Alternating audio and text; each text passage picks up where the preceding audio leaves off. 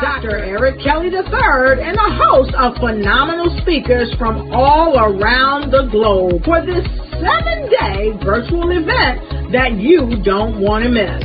The mission of the Black Business Expo is to raise scholarship money from kids all the way from high school all the way from college. The Black Business Olympics is one of the largest Black business showcases in the world. It is an opportunity for businesses and companies to showcase their businesses globally. We are going to be giving away laptops up to $5,000 away to students. Again, I'm Olivia Appleberry, the founder of 2 Cents Finance and one of the speakers for the expo. I am so excited to see you there. For more info, go to www.blackbusinessexpousa.com or call 919-308-9090 and hope to see you there. I am Black Business. From the moment I wake until the time I sleep. Yes, I am Black Business. I am Black Business. Tell me, are you Black Business? I am Black Business. Do you support Black businesses? Listen, I support Black business because I am Black Business. Black Business Expo, one of the largest business showcases in the history of Black business in the world. The world! Sign up today at www.blackbusinessexpousa.com or call 919-308-9090. I am Black Business. I am Black Business. From the moment I wake until the time I sleep, I am Black Business. I am Black Business. Are you Black Business? I am Black Business. Do you support Black businesses? I support Black business because I am Black Business. Black Business Expo, one of the largest business showcases in the history of Black America in North Carolina. Join Dr. Eric Kelly III and a host of phenomenal speakers from all around the globe for this 7-day virtual event that you don't want to miss. The mission of the Black Business Expo is to raise scholarship money from kids all the way from high school all the way from college. The Black Business Olympics is one of the largest Black business showcases in the world. It is an opportunity for businesses and companies to showcase their businesses globally. We are going to be giving away laptops up to $5,000 away to students. Again, I'm Olivia Appleberry, the founder of 2 Cents Finance and one of the speakers for the expo. I am so excited to see you there. For more info, go to www.blackbusinessexpousa.com or call 919-308-9090 and hope to see you there. I am Black Business. From the moment I wake until the time I sleep. Yes, I am Black Business. I am Black Business. Tell me, are you Black Business? I am Black Business. Do you support Black businesses? Listen, I support Black business because I am Black Business. Black Business Expo, one of the largest business showcases in the history of Black business in the world.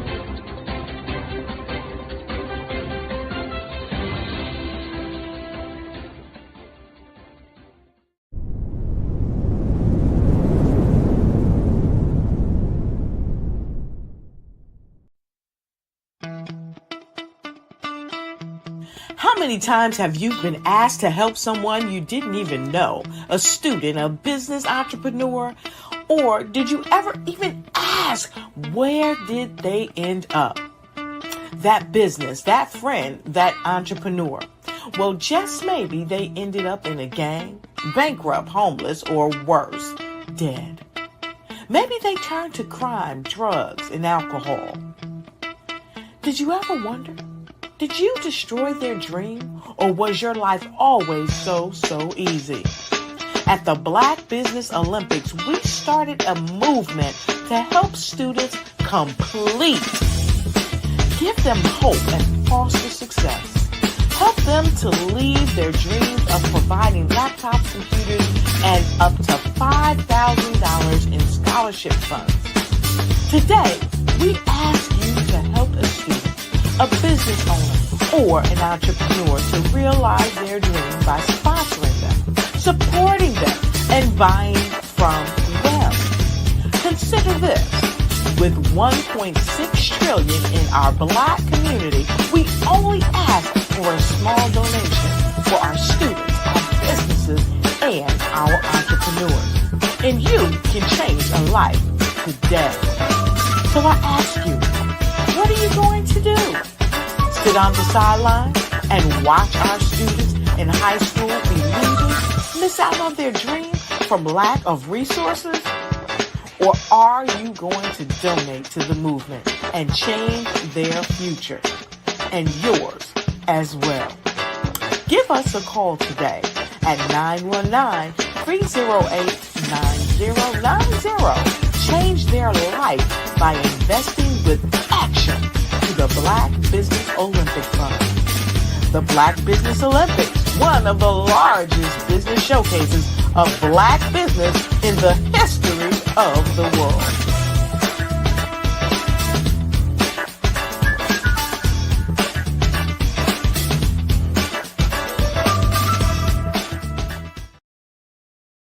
Over the past few years, we've seen the growth of existing and new initiatives focused on financial inclusion, building global networks, and reducing the wealth gap in response to the idea there's not enough seats at the table. Whether their outcomes are to increase the representation of Black executives on corporate boards, ensure an inclusive global economy, or to create new U.S. African commercial pathways, the strategies are often carried out by separate programs. The question is, should they be? With the continent of Africa being home to more than half of the world's fastest growing economies, the youngest workforce, over 400 companies generating more than $1 billion annually, 700 generating more than $500 million annually that are poised for growth, and being the destination of nearly $5 billion in venture capital in 2021. Diversifying U.S. and Africa commercial engagement by building bridges between African businesses and their U.S. diaspora should begin being seen as mutually beneficial. From helping to reduce Africa's enormous capital gap to catalyzing two-way trade opportunities, the COVID-19 global pandemic hopefully has taught us that global challenges and opportunities are more interconnected than we thought. During the pandemic, African companies like Unicorn Flutterwave, insurance provider Reliance Health, ride-hailing app Yasir, and 54Gene, the continent's first bank of DNA on people of African descent, proved that when African companies have access to networks, capital, and information, they grow big, grow fast, and create solutions that are valuable to the world. This is why BDirect was created. We are the first U.S.-based but African-centric board preparedness and board search company designed to connect U.S. Black talent and corporations to African businesses. Unique and fundamental to BDirect's success is our process of helping board candidates adapt their experience and networks to an African context before they're connected to high-growth companies that are looking to locally and globally scale. From our focus groups with African business execs and government leaders, we don't ignore the sentiment that business is easy, but people are hard. Having a pool of board candidates with hard-to-access networks and extensive experience across the business life cycle, including successfully raising capital, is table stakes for an initiative like this. So yes, we have that. But corporate or entrepreneurial success in the U.S. does not guarantee success in Africa. Developed alongside industry partners on the continent, our training program, BDirect Prep, is designed to transpose their experience to create cultural comfort, understanding, and a commitment to helping businesses in Africa scale. Our board governance sessions are African continental and country specific, integrated with cultural awareness and dexterity training, masterclasses led by African industry execs, and mentoring and coaching from African continental-based facilitators. But even more unique to BDirect Prep, We cap off our training program with an immersion trip to help candidates that have not been to Africa before see and feel Africa's complexity and opportunity from African soil. We all know traditional network-based board placement has historically left a lot of us out of ever really being in the paid board pipeline. Our strategy supports the work of many great organizations that are successfully filling seats at U.S. board tables by creating more tables for those that are still left on the sideline. It's time to start seeing the role and value of U.S. Black talent and businesses on the continent of Africa differently. Old perceptions and habits limit economic inclusion. Let's transition Black talent and the African businesses they will support from the periphery of the global economy to its core. Living in a global lockdown, we all know now how fast local and global economies can change and see the value of having businesses that hire, strengthen local value chains, and even grow globally. Status quo in any form holds back progress. We must democratize U.S.-Africa commercial engagement by socially and economically connecting cultures that have long been disconnected. It's time for Africa's U.S. diaspora to redefine their global value by helping African businesses scale continentally and globally.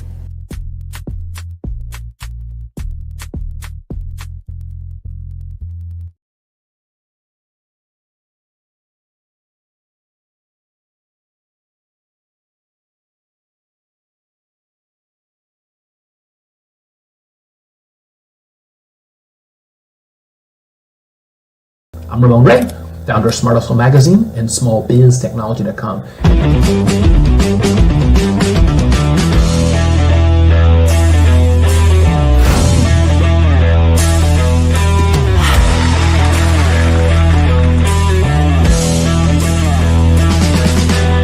You're here today to celebrate small business success. Stand up on your feet.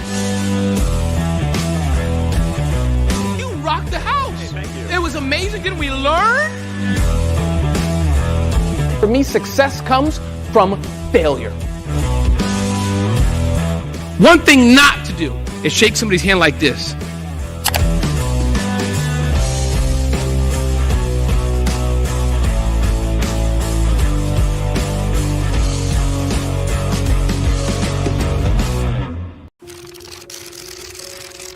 Bravery is not the absence of fear, but the ability to overcome it. We stand for those who defy suppression, who speak out, and those who walk the road less traveled. Everyone deserves to be seen and their voices to be heard. We're sparking a movement, growing a community of creators united by the desire for freedom, choice, equity, and ownership. At Fanbase, it's all for one and one for all. We support each other to guide, promote, and uplift you in a place where you can unapologetically be yourself. A place where your voice, ideas, and creativity are not just welcomed, but celebrated. We are Black founded, minority funded, and supported by a diverse, inclusive, powerful community that believes in the strength of authenticity and individual choice. Regardless of success or background, we welcome you. The marginalized, the underappreciated, the successful, the superstar. We're for all who seek a space to express themselves freely, where they are rewarded for being their authentic, true self. We transcend labels because only we have the right to define ourselves. We are built for the brave, the culture, the creators, and for the future where everyone has the power to shape their own destiny. Where all are empowered, voices are amplified, and freedom is embraced. For the first time, you have a chance to own the platform you helped make popular. It's a revolution, a movement in how we connect, create, and share. Everyone is a creator, and everyone has a fan base. Here, you can be you without limits.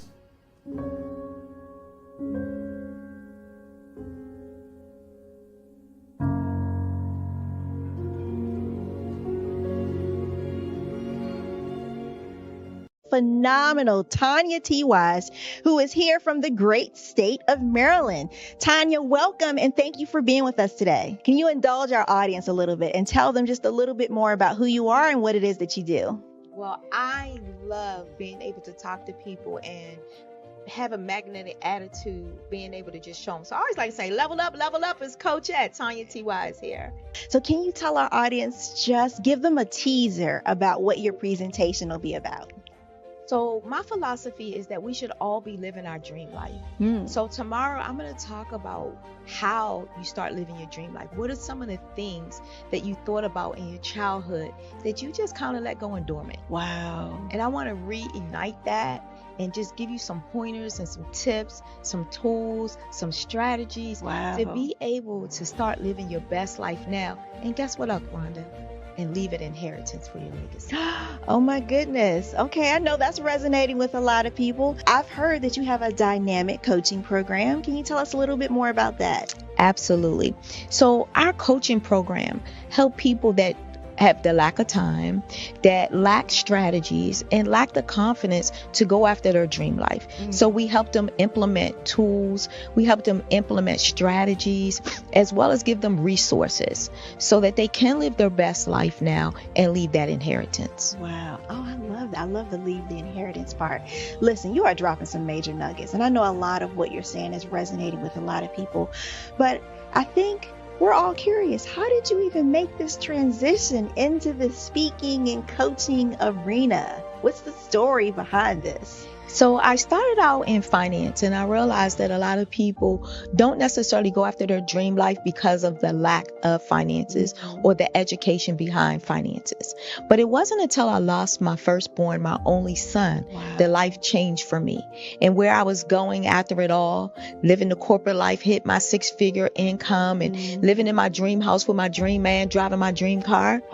I nearly lost it all when I lost my son. And so I realized it only takes one financial catastrophe that can change your entire life. That's what made me start All New Beginnings. Because no matter what's going on in life, there's a new beginning. And because of that, we develop a program called Wise Minded. My little slogan is, don't just dream it, let's live it. If they want to connect with you or work with you, what is the best ways for them to be able to do that? Well, for my social media guru, you can connect with me on every single social media platform as Tanya T.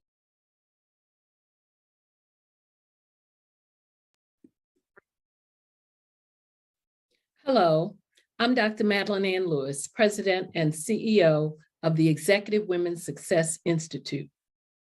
And my genius is helping women accelerate the path to success. You know, I was blessed to have strong women in my life who encouraged, motivated, and pushed me to do my best and to never even think about giving up on my dreams. So I say to women, we must show up to rise up. We have talents and potential, but who will see them if we don't speak up and get noticed?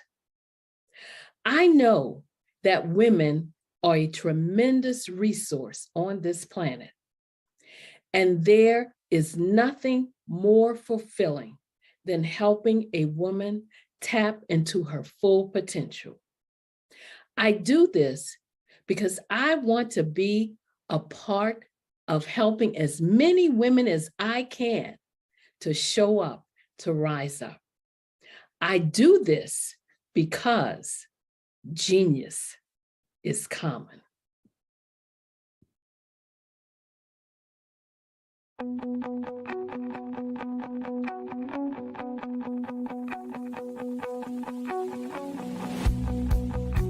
I am Black Business. From the moment I wake until the time I sleep. Yes, I am Black Business. I am Black Business. Tell me, are you Black Business? I am Black Business. Do you support Black businesses? Listen, I support Black business because I am Black Business. Black Business Expo one of the largest business showcases in the history of Black business in the world. The world! Sign up today at www.blackbusinessexpousa.com or call 919-308-9090. I am Black Business.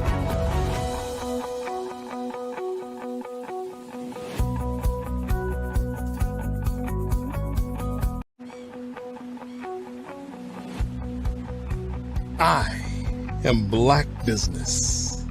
From the moment I wake until the time I sleep. Yes, I am Black Business. I am Black Business.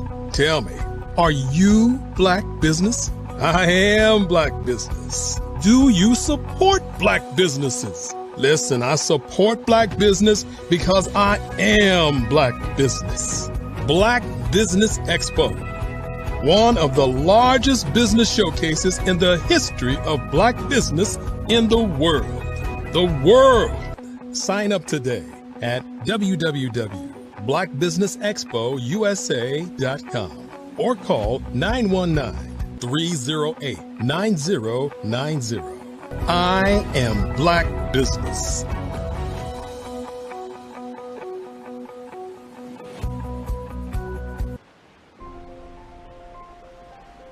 What if you could build your own city? A place where every child can find nurturing people to help them achieve their full potential.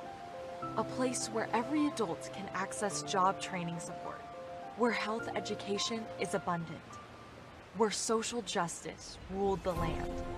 A place without limitations. Welcome. You have arrived at STEM City USA. It is what every city should be. A safe and trusted community where you find people and resources to help you become everything you are and beyond.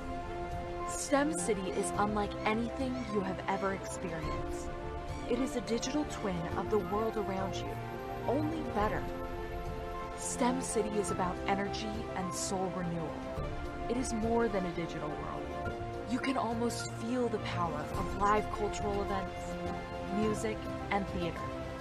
STEM City promises a better future for children with caring mentors and hands-on activities with dedicated tutors to support our youth.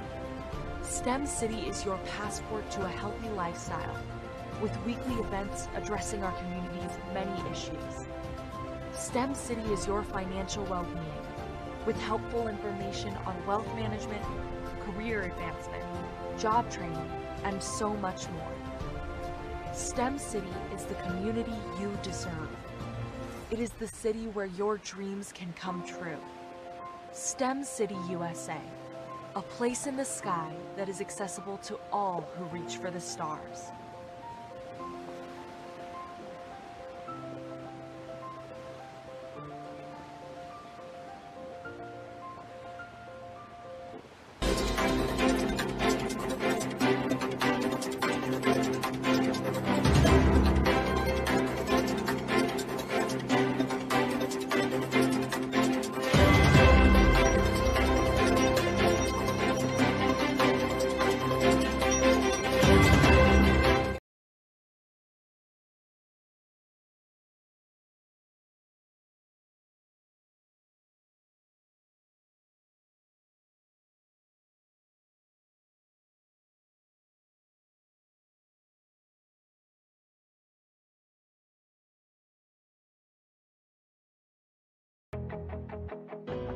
I am Black Business. From the moment I wake until the time I sleep, I am Black Business. I am Black Business. Are you Black Business? I am Black Business. Do you support Black businesses? I support Black business because I am Black Business. Black Business Expo, one of the largest business showcases in the history of Black business in the world.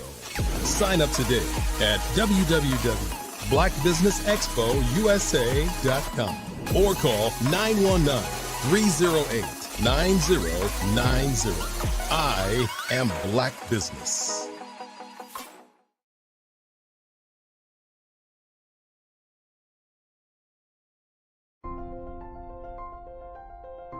What if you could build your own city?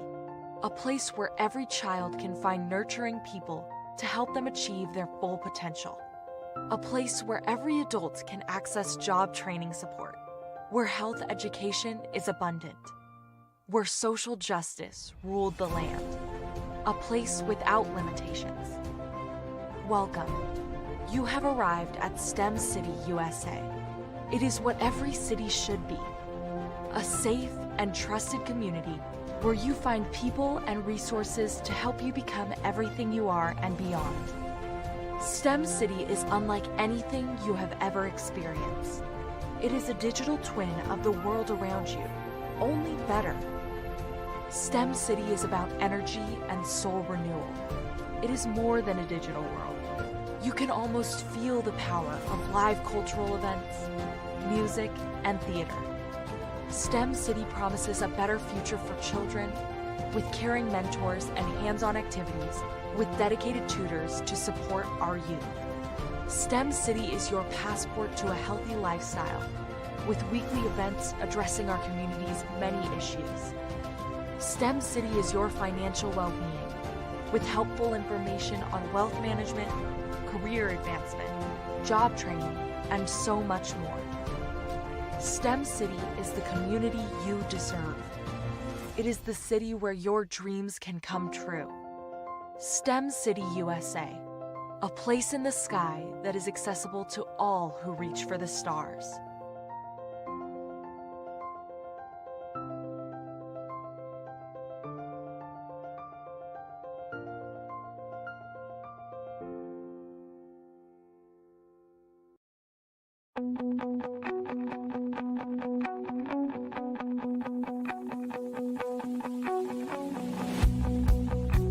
I am Black Business.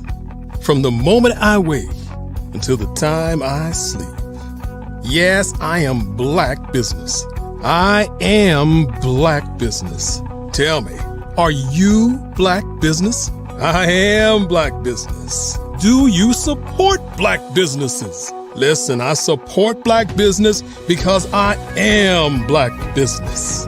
Black Business Expo, one of the largest business showcases in the history of Black business in the world. The world! Sign up today at www.blackbusinessexpousa.com or call 919-308-9090. I am Black Business.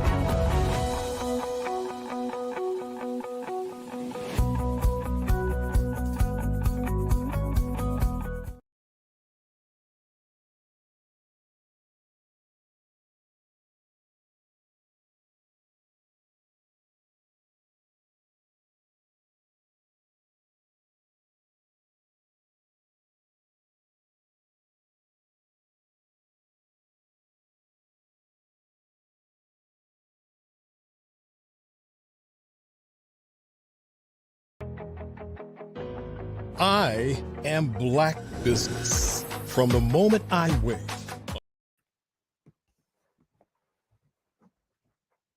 All right.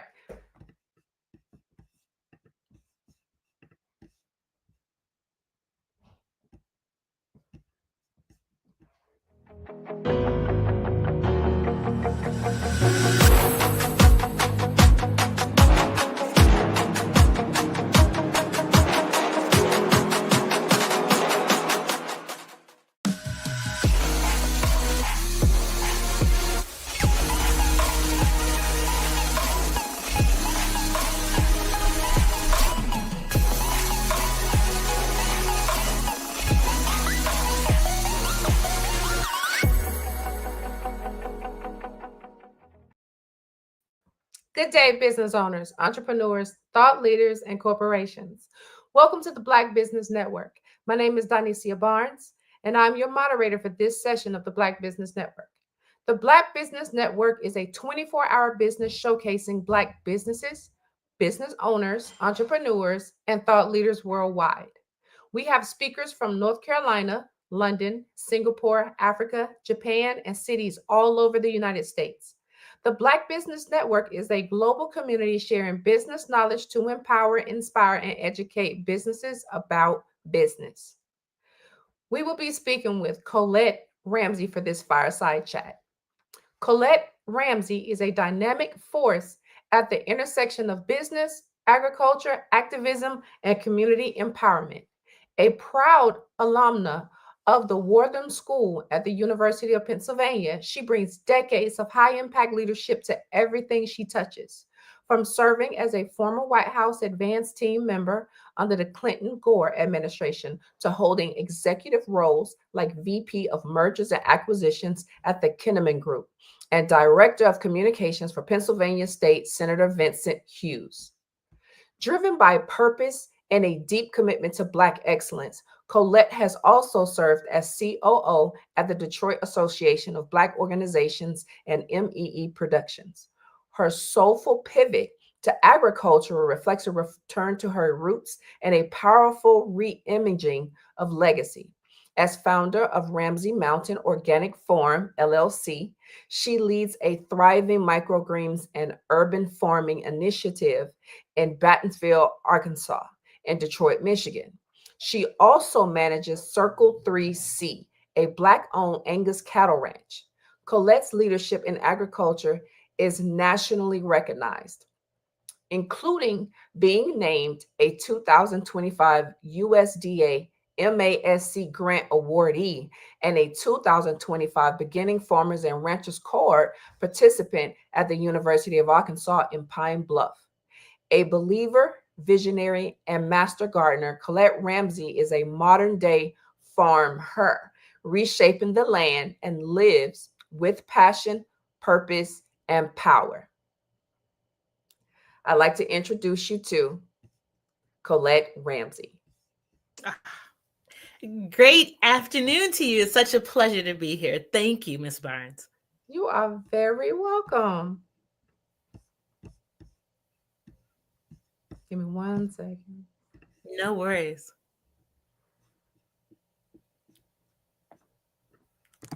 Computers can be tricky.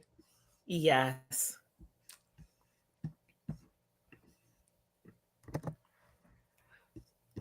All right.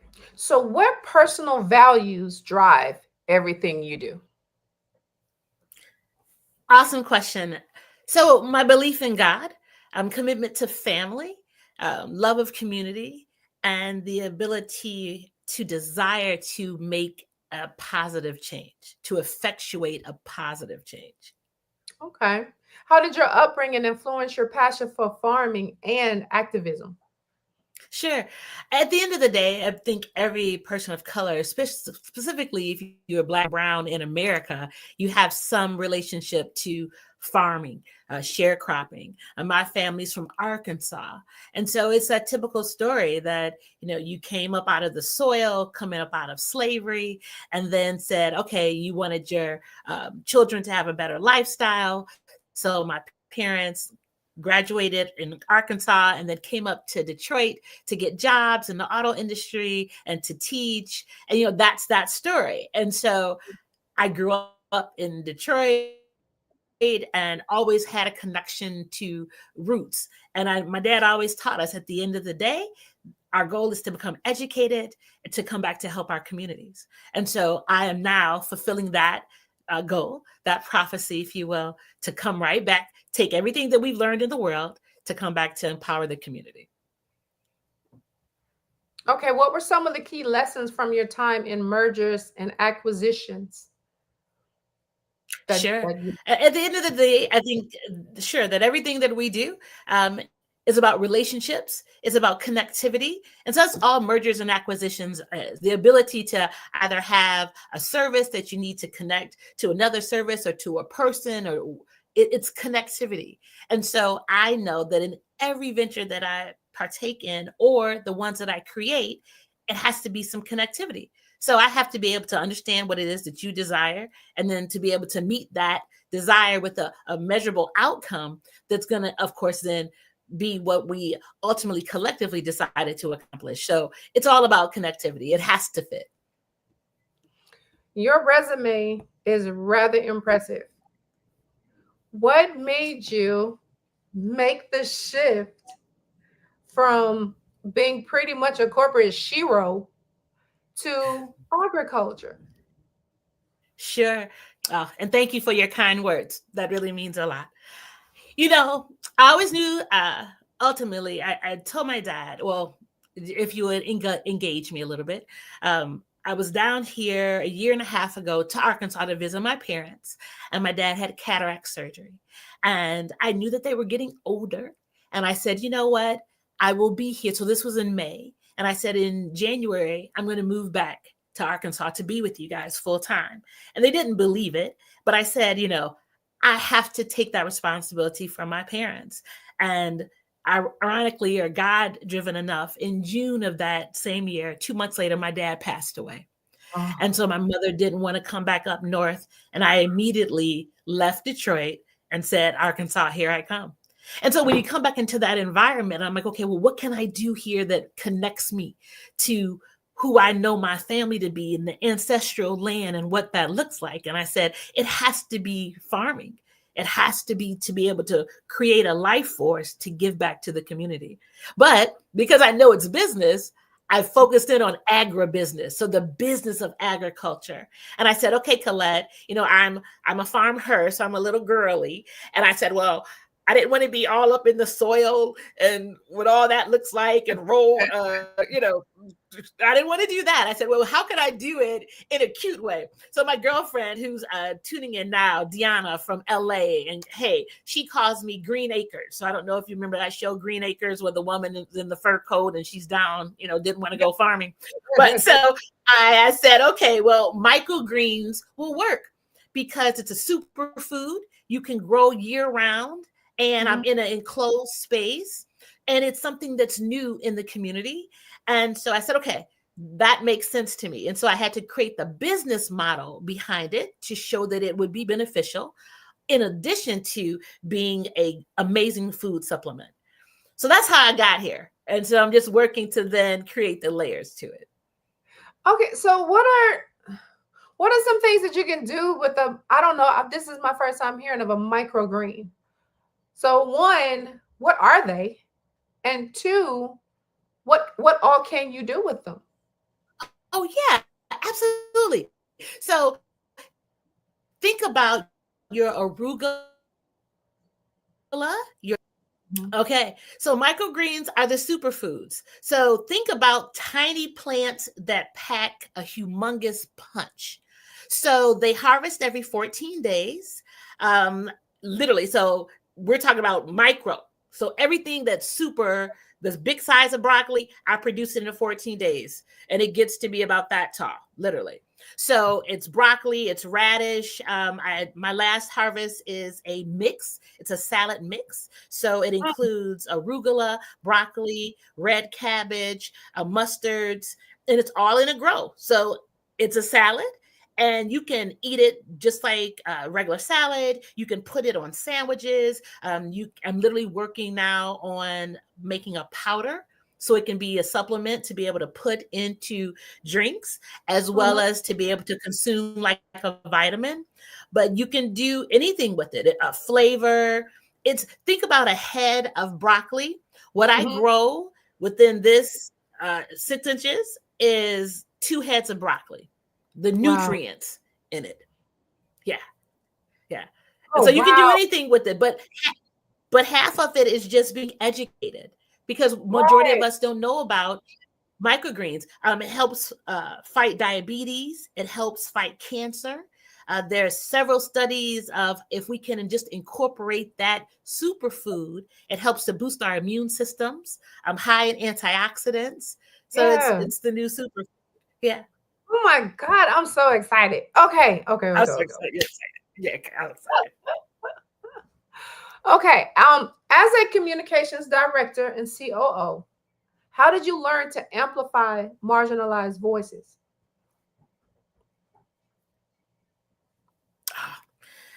Understanding the importance of class in America.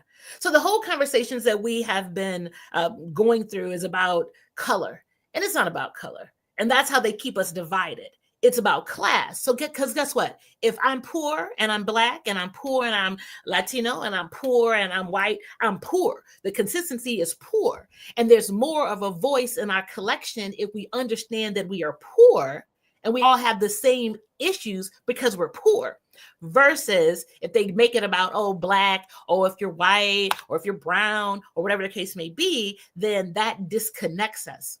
And if you understand that, specifically in no matter whatever arena that you're in, then it allows you to understand how you need to move. So I had to understand that in politics because I was working with the Honorable Vincent Hughes, State Senator Vincent Hughes out of Pennsylvania, to create legislation that was going to impact those communities. And we weren't in the position of being able to say it was just Black folk. Because it's not. Yeah. If you're talking about West Philadelphia, 46th Street and Market, we were in a multicultural community, but we were dealing with poor residents. And I mean poor with regards to standards of wealth, quote unquote. And so understanding that everything that I participated in. So whether it was politics, I had to understand how to reach our group, whether it was for doing communications, I had to understand how to reach our group. So whatever it was, I had to understand it. Have you been able to use agriculture? And then you're logging back in. Can you hear me now? Can you hear me now? I can. Okay, awesome sauce. Can you hear me now? Okay. I can hear you. How do you use agriculture to bring the community together then? Oh, absolutely. Just like what we just did in 5 minutes, being able to talk about a microgreen, to introduce just what a microgreen is. And then with Arkansas being one of the poorest states in the nation right now, and the most food insecure, which a lot of people have, they don't really understand that because you're thinking in the South and you're thinking about farming and you're thinking about all the row crops and you're like, there's no way that you can be food insecure. Well, Arkansas is one of the top states in food insecurity. And so my ability to be able to communicate that to individuals starts us in the education process. So what it allows us to be able to say, okay, wow, I didn't know what insecurity mean, first of all, and then B, how do we address our residents not having the right types of foods, and then C, my ability to be able to produce a product that is going to sustain them and create an option for them to be healthy, because that's really what it's about. Okay. Have you considered having a program or creating a program like on a smaller scale that you can implement in the schools? Yes, absolutely. And that's so great that you just said that, because I was in a meeting the other day and a social worker asked me, had I engaged in the school district here? And I told her I had not. And she said she would want to make that introduction for me. And I just met with Dr. Rainey at the University of Arkansas in Little Rock, and we areas. So I'm grateful for these opportunities, because it definitely, it's an honor to be able to know that you can create from seed to plant that then is going to be able to be of nutrients to community. Okay. Tell me, what unique challenges and advantages have you faced as a Black woman farmer? Do you have time? The biggest thing, I think that, truthfully, just to be a Black woman, can I just say that? Because I think that, of course, in the farming space, there is this, it's just an underestimation of who we are, period. The industry that I'm in happens to be farming, but it's just that consistent energy that we don't know what we know. being one of the only ones in the room who understands business. And so that's the challenge that I found in our farm space, because I deal with folks, sharecroppers. The average farmer is 65 years old in America. Okay. So they know everything about the soil and the plant and the harvest, but the business of farming, not so much. Yeah. And so it's a challenge. It's an opportunity for me to be able to say, hey, this is how we talk about our budgets, talk about operations, talk about how we need to order, what that needs to look like, your drip irrigation, water consumption, solar panels, those kinds of things. And so that's an opportunity, but a lot of times folks look at you crazy because you're a woman, and they're like, what are you doing in farming? But if I can add, when we had the discrimination lawsuits for Black farmers over the deadline was 1.5 years, 2 years ago, I had the pleasure of being able to actually complete 4 applications for Black farmers. One of them, 3 were denied for issues that they shouldn't have even been denied for, but they were. One was approved, and we got him the highest award in Kentucky and one of the highest in the country. It was over $400,000. Okay. And I'm very proud. I'm very proud of that, because when I was introduced to him, he said, I don't know anything about it, and I can't understand application. And I said, well, if you allow me to help you, then he did. And so I was able, with my partner, Dr. Reginald Taylor out of Kentucky, with Pond River Development, a sheep development farm, that we were able to secure funds for him. And so that's the advantage of having business. And so that makes me happy outside of the challenges. I'll take it. That was a huge help in winning them over. Yes, maybe absolutely. A little less friction. Absolutely. Yes. And you make such a great point, Ms. Barnes, because isn't it what we always do? Then we always have to prove. We always have to know more. We always have to be more. We always have to understand more. But you know what? I know just in our brief conversation, you understand that. And so that's what you anticipate every day, how you move. And I think as Black women, that's what we have to know. And as trying as it seems that it can be, we always meet, and I take it. I accept the challenge every day. Right. And regardless of the frustration, you still got to serve. And not all the time is your service well received or appreciated. But all that side of it has nothing to do with your purpose. So yeah, I felt it in my stomach when you told me some of the demographics. I was like, "Ooh, okay." So I have never heard of a USDA MASC. So tell us about that grant and what does it mean for your mission?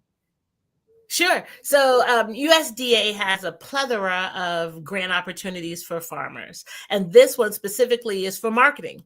So if you have a specialty crop, which what microgreens is, but let me tell you the caveat to that is that a lot of times in situations too, that's why education is so important, because where I'm located, they had never heard of microgreens. So not only did I have to educate our farm service agency to bring them along with saying, yes, this is a crop. Yes, I'm farming. Yes, you have to get it approved. Then when it was time to make the application, I had to show them how, yes, this is a crop and it's a specialty crop.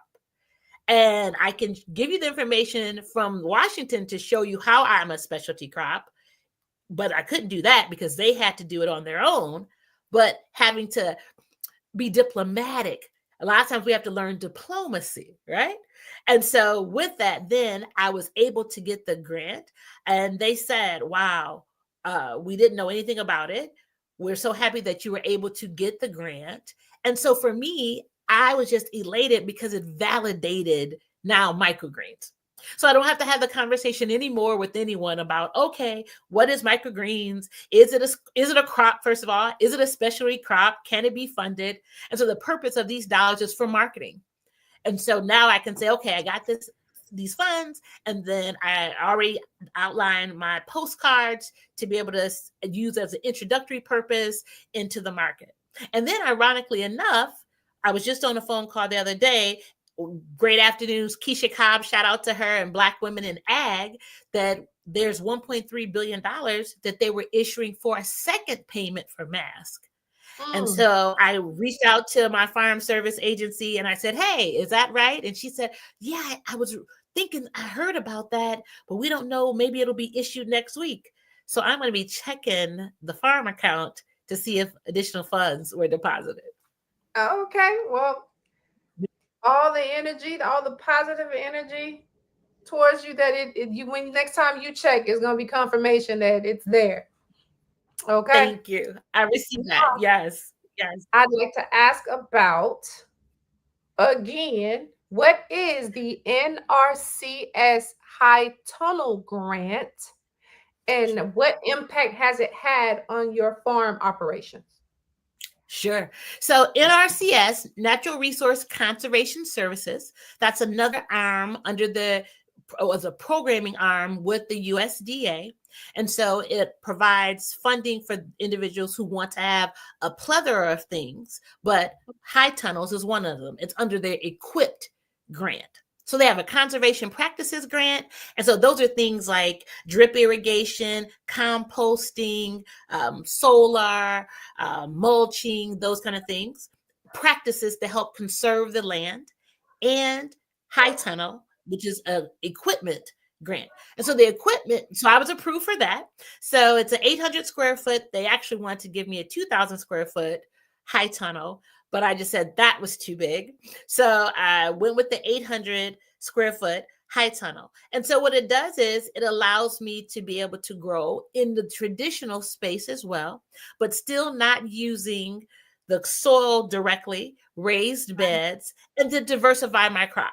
So that's for greens, onions, hot peppers, tomatoes. So I still wanted to do some of the traditional crops that we historically love. And so the high tunnel affords me to do that. But that's the challenge though, because depending on the temperature, it's not a year-round operation. Oh, okay. Yes. Would this sound silly to say it's almost like doubling the land you have to use? Great question. No, great statement. And good point. And absolutely, it could be that way. Because if with raised beds, I could still use the soil, direct soil under the raised beds to be able to cultivate. So that's great. Yeah. So yes, I could do both. But for me, I didn't want to have to deal necessarily with the insects, dealing with pesting, and I grow organically.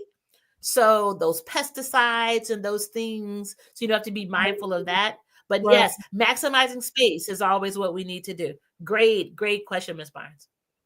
Okay, how has the UAPB Beginning Farmers and Ranchers cohort helped you grow? Because you say your family's been farming for a while. So yes, so let me tell you. Yes.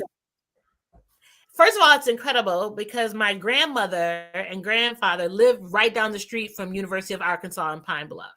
So going to visit as a child, I remember it. And my grandfather worked on the campus as a janitor. Okay. So full circle now, being able to go back, I drive, the cohort is for 7 months and it's the last Monday of the month. So I drive 2.5 hours each way to participate in that program for that day. And it's incredible. It connects me back to my family, to my roots, to where my grandparents raised their family, to where my dad started his first business in Pine Bluff, and then connecting from that HBCU experience. Because, at the university, I did University of Pennsylvania as an undergraduate as well for the Wharton School. And so I didn't have that HBCU experience. So even at this age, I'm on the campus, I'm looking at the energy. And so that excites me. And UAPB is one of the top tier agriculture programs in the country. And so it's incredible, like dealing with us. And when we know, wow, what's going to really work, they can look at the soil and say, okay, this is not going to work. This is the way you need to be able to look at it. And I'm just humbled every class. We've completed 3 already, and we'll be at the farm for the campus, Lone Oak, at the farm for our next section. And I'm just humbled every class because I learned so much. So it's been such an experience just to be accepted and such an incredible educational tool. Awesome. What community partnerships have been most meaningful to your journey? You know what? I would love, ideally, it would be interesting to be able to say, oh, I can name all these organizations that I've been fortunate enough to be a part of. And that's important. But I think the connection with the people in every environment that I'm able to immerse myself into, that the community of the real community, like the folks walking down the street, the folks that I can see in the grocery stores, the ones that I can see, going into the banks, that's most important to me because that's the connectivity. And a lot of times it's just like going to church and people say, oh, okay, well, yeah, you go to church. Well, there's a certain group of people that go to the church. It's easy to talk to the people in the church because people are there because they acknowledge that they want a relationship with God or they're trying to get something, out of that experience because they go there. How do you get to the people who aren't at the church? And so that's important to me, to be able to move within the community. And I never want to meet a stranger. I speak to everyone, even down here in Batesville. They say, we know you're not from here. I'm like, well, no, I'm not from here, but I'm here now. Hi, right. How's it going? How can I help you? How can I be a resource to you? Because that's what I'm supposed to do. I'm supposed to bring everything that I've learned, everything that my parents taught me, everything that my grandparents instilled in me and my great-grandparents instilled in them, and bring it back home. So it's like you're immersed in and connected with the community. Your business is just how you help the community versus people who are more work oriented and creating these professional relationships to be able to brag about, but you don't know nobody name. You meet them at the grocery store and it's like, who are you? So exactly. I love that model. And I think that's going to guarantee you some success in whatever you do in the community and with the schools. Thank you. Thank you so much. You're very welcome. So I have a question about Ramsey Mountain Organic Farm. Are the microgreens what the organic farm does? That's what the farm grows? Can you hear me?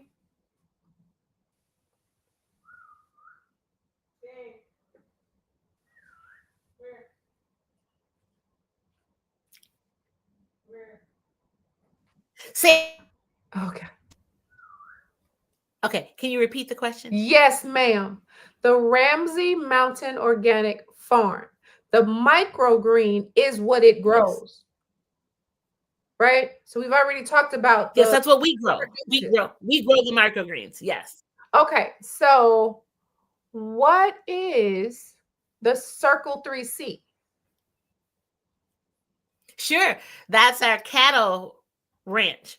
So my dad, where we live is where he grew up. So we are third generation, I'm fourth generation now on this land. And so he had the desire to have Angus cattle. And so we have had Angus cattle all the way up until he got tired. He's older at 78, still trying to raise cattle is not the easiest thing to do. And so that's before I got back home. And so I'm reinventing what that looks like now. But yeah, we had all the beautiful black bulls, the brown, wonderful heifers, and rolling through our pastures. And at the height of it, we had like 40 heads. Oh. And so that ceased about 5 years ago. And so now I'm reinventing what that looks like. But yeah, we have, and that was named after my dad, my brother, and myself. Our names all start with a C. Oh, okay. Circle 3C. All right. So what is your long-term vision for Ramsey Mountain Organic Farm and Circle 3C? Sure. I desire for us to be an internationally known organic producer. And whether that is for microgreens, it is for regular greens, supplements, whatever that looks like. I want an international footprint into the agribusiness space. So that's first and foremost. And then I want to diversify. So we're working now to deal with sheep. A lot of people don't realize that sheep are the highest protein meat. And so it's a different lane than cattle, pork, those things, goat. And so I want to immerse us into sheep, mutton.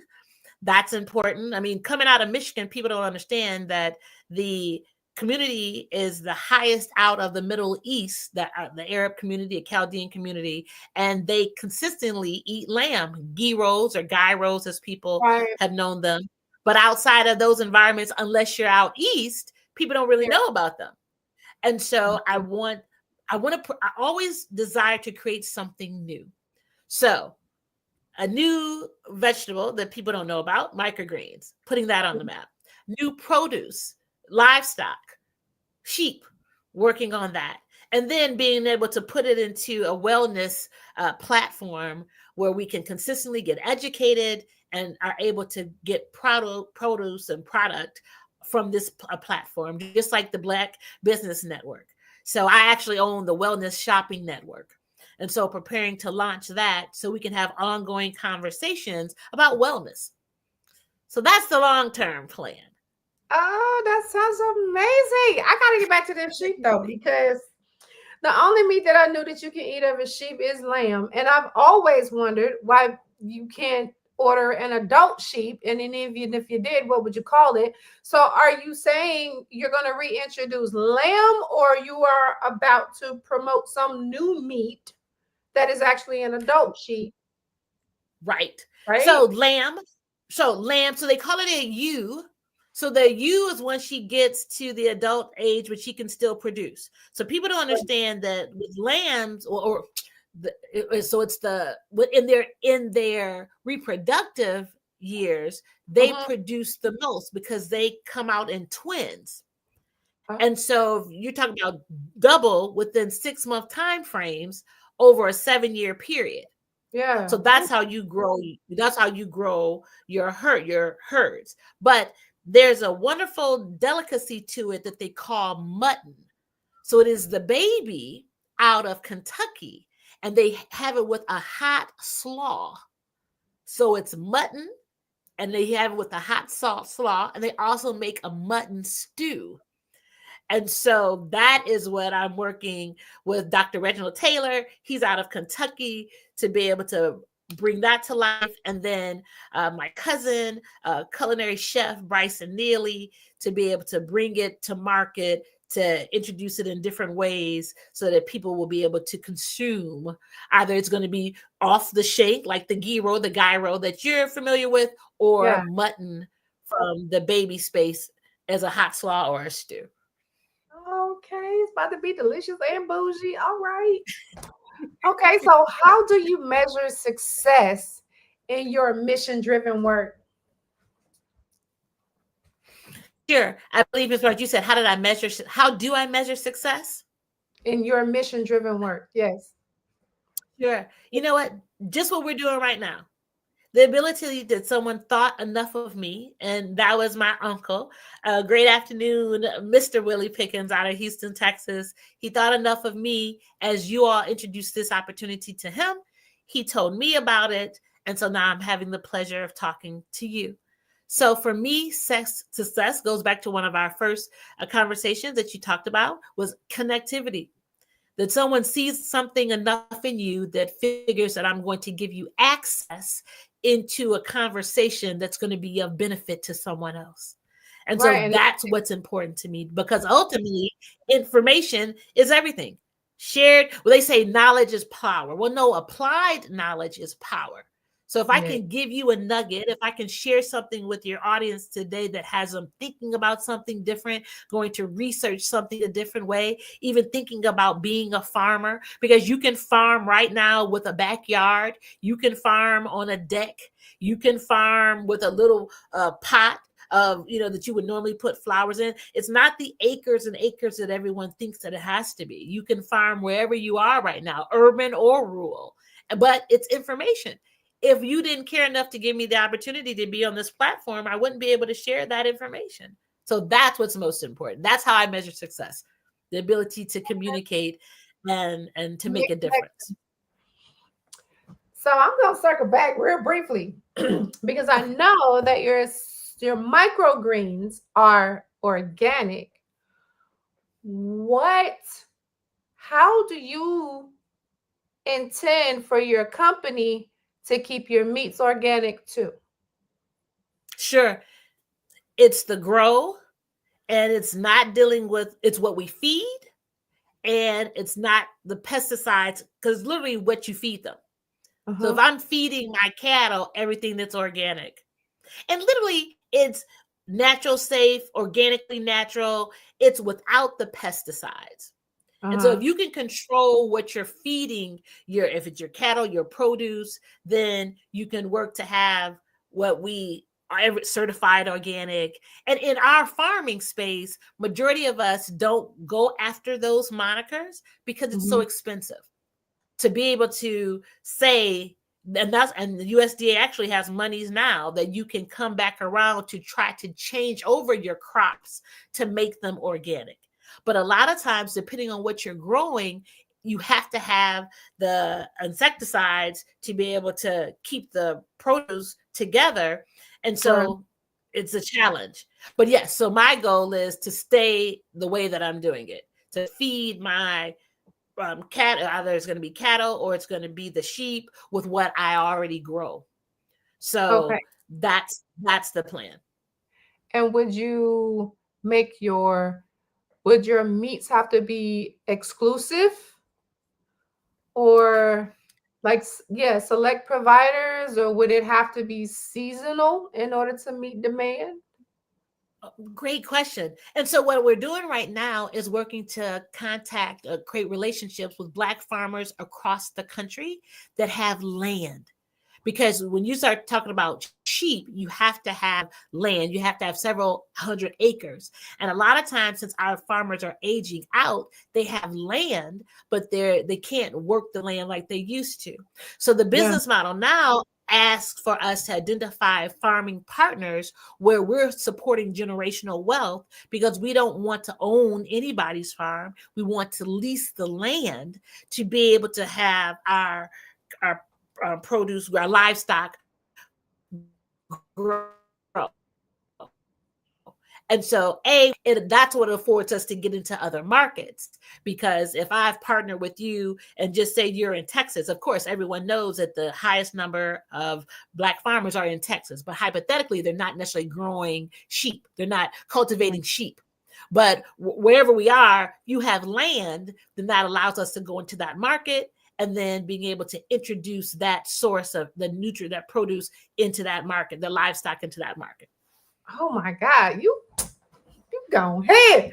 I like it. All right. What advice would you give someone looking to merge business and purpose? You know what? You have to be open to what your purpose is, because I think a lot of times we run from it. And especially if it doesn't look the way we thought it should look, just like you said earlier, how many of us are raised to go to these great elite institutions and then, jump on that corporate wheel, and what we think is to make all this money and to have all these big houses and have all these cars and to have all this stuff. And then we have all the stuff, and then it's just stuff. And I'm not mad at the stuff, because, folks have stuff and you might want stuff, right? But a lot of times you might really have just wanted to be an artist, right? Or you just might have really just wanted to be a gardener, but people didn't put a value in that because it didn't make money or as much as they thought that you should make. And so I just implore people to really take the time to be true to who you are, and to don't underestimate life experiences. Because I know I wouldn't be in this space the way that I am right now if my dad hadn't passed on, right? And so instead of looking at those situations that could be traumatic and that are traumatic in so many ways when a loved one passes on, but say, what is the lesson? And so everything that happens in our lives, ask, what's the lesson? who am I supposed to be in this? And I think the more, if we look at it that way, then we become more connected with our purpose. And then to say, okay, now how can I create a livelihood out of it? That's the business part of it, right? And say, okay, well, now if I know that this is what I'm supposed to do, if I'm supposed to share what I know, then what do I do? How do I do that? Do I partner with a platform? That's another thing. We don't have to constantly keep reinventing the wheel. Like we don't have to have 100 Black business networks. We all need to support the Black business network. So maybe that's a different thing. And then support the network and having different verticals in the network. So instead of me going to start my own Black business network, just say, hey, can we do an agricultural part of the Black business network? Or can we do, So, but in purpose, when you understand that, my job is not to compete with you. My job is to enhance you and pray that you're open for that enhancement. And so that's how I think we best merge the two. What was I gonna? I forgot you were blank just that fast. I'm gonna ask you the question, and I know it's gonna come back. You're gonna keep talking, and it's gonna come right back. But I'm gonna move on to the next question for now.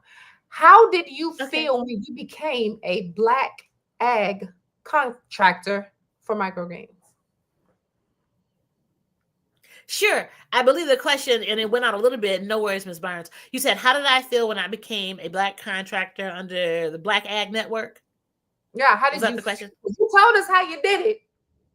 You told us how you did it. I was elated. I was elated that I was able to create a product that then got a contract. So they said, I'm going to pay you for growing. I'm going to pay you for taking the time to create a product that we know is going to benefit community, and we want to buy it from you. And every day I'll tell you, oh, don't make me cry. I walk up and down this road. Like we're in rural Arkansas, right? Yeah. I walk up and down the road, and this is the road that my grandparents walked up and down, right? This is the road my great grandmother walked up and down this road. So the same grass my feet are in is the same soil that their feet touched. And so I'm connected in that space. And to finally say, guess what, ancestors? I'm doing something now that the masses want. And it just overwhelms me with joy because it's alignment, right? Like it's alignment. Like my great grandmother and her sisters are the matriarchs of our hill, of our community. So I'm related to everyone around here. And to be able to now say, guess what? This is what we're doing, and there's value, and it's validated. And to make sure, like I got a cousin who loves bees. So whatever I can do to help you get your bee business off the ground. I have another cousin who's a master gardener. Whatever I can do to help her, like that's what we have to do. And so knowing then that I have been able to kick open that door, then I can bring them too. So it's not just what I'm producing, it's what they're producing too. So that gives me hope. So that's probably that's the description. It's hope. I'm hopeful for our future. Yeah. It goes, now I remember what I wanted to say, because it was part of your answer for, I think it was what you would tell someone. What advice would you give women? No, that's not it. That's not what I asked you. Oh my God. I'm mad I can't remember. Oh, what advice would you give to someone looking to merge business and purpose? One of the things, you talk mostly business, but through business, what I heard was being open to who you become.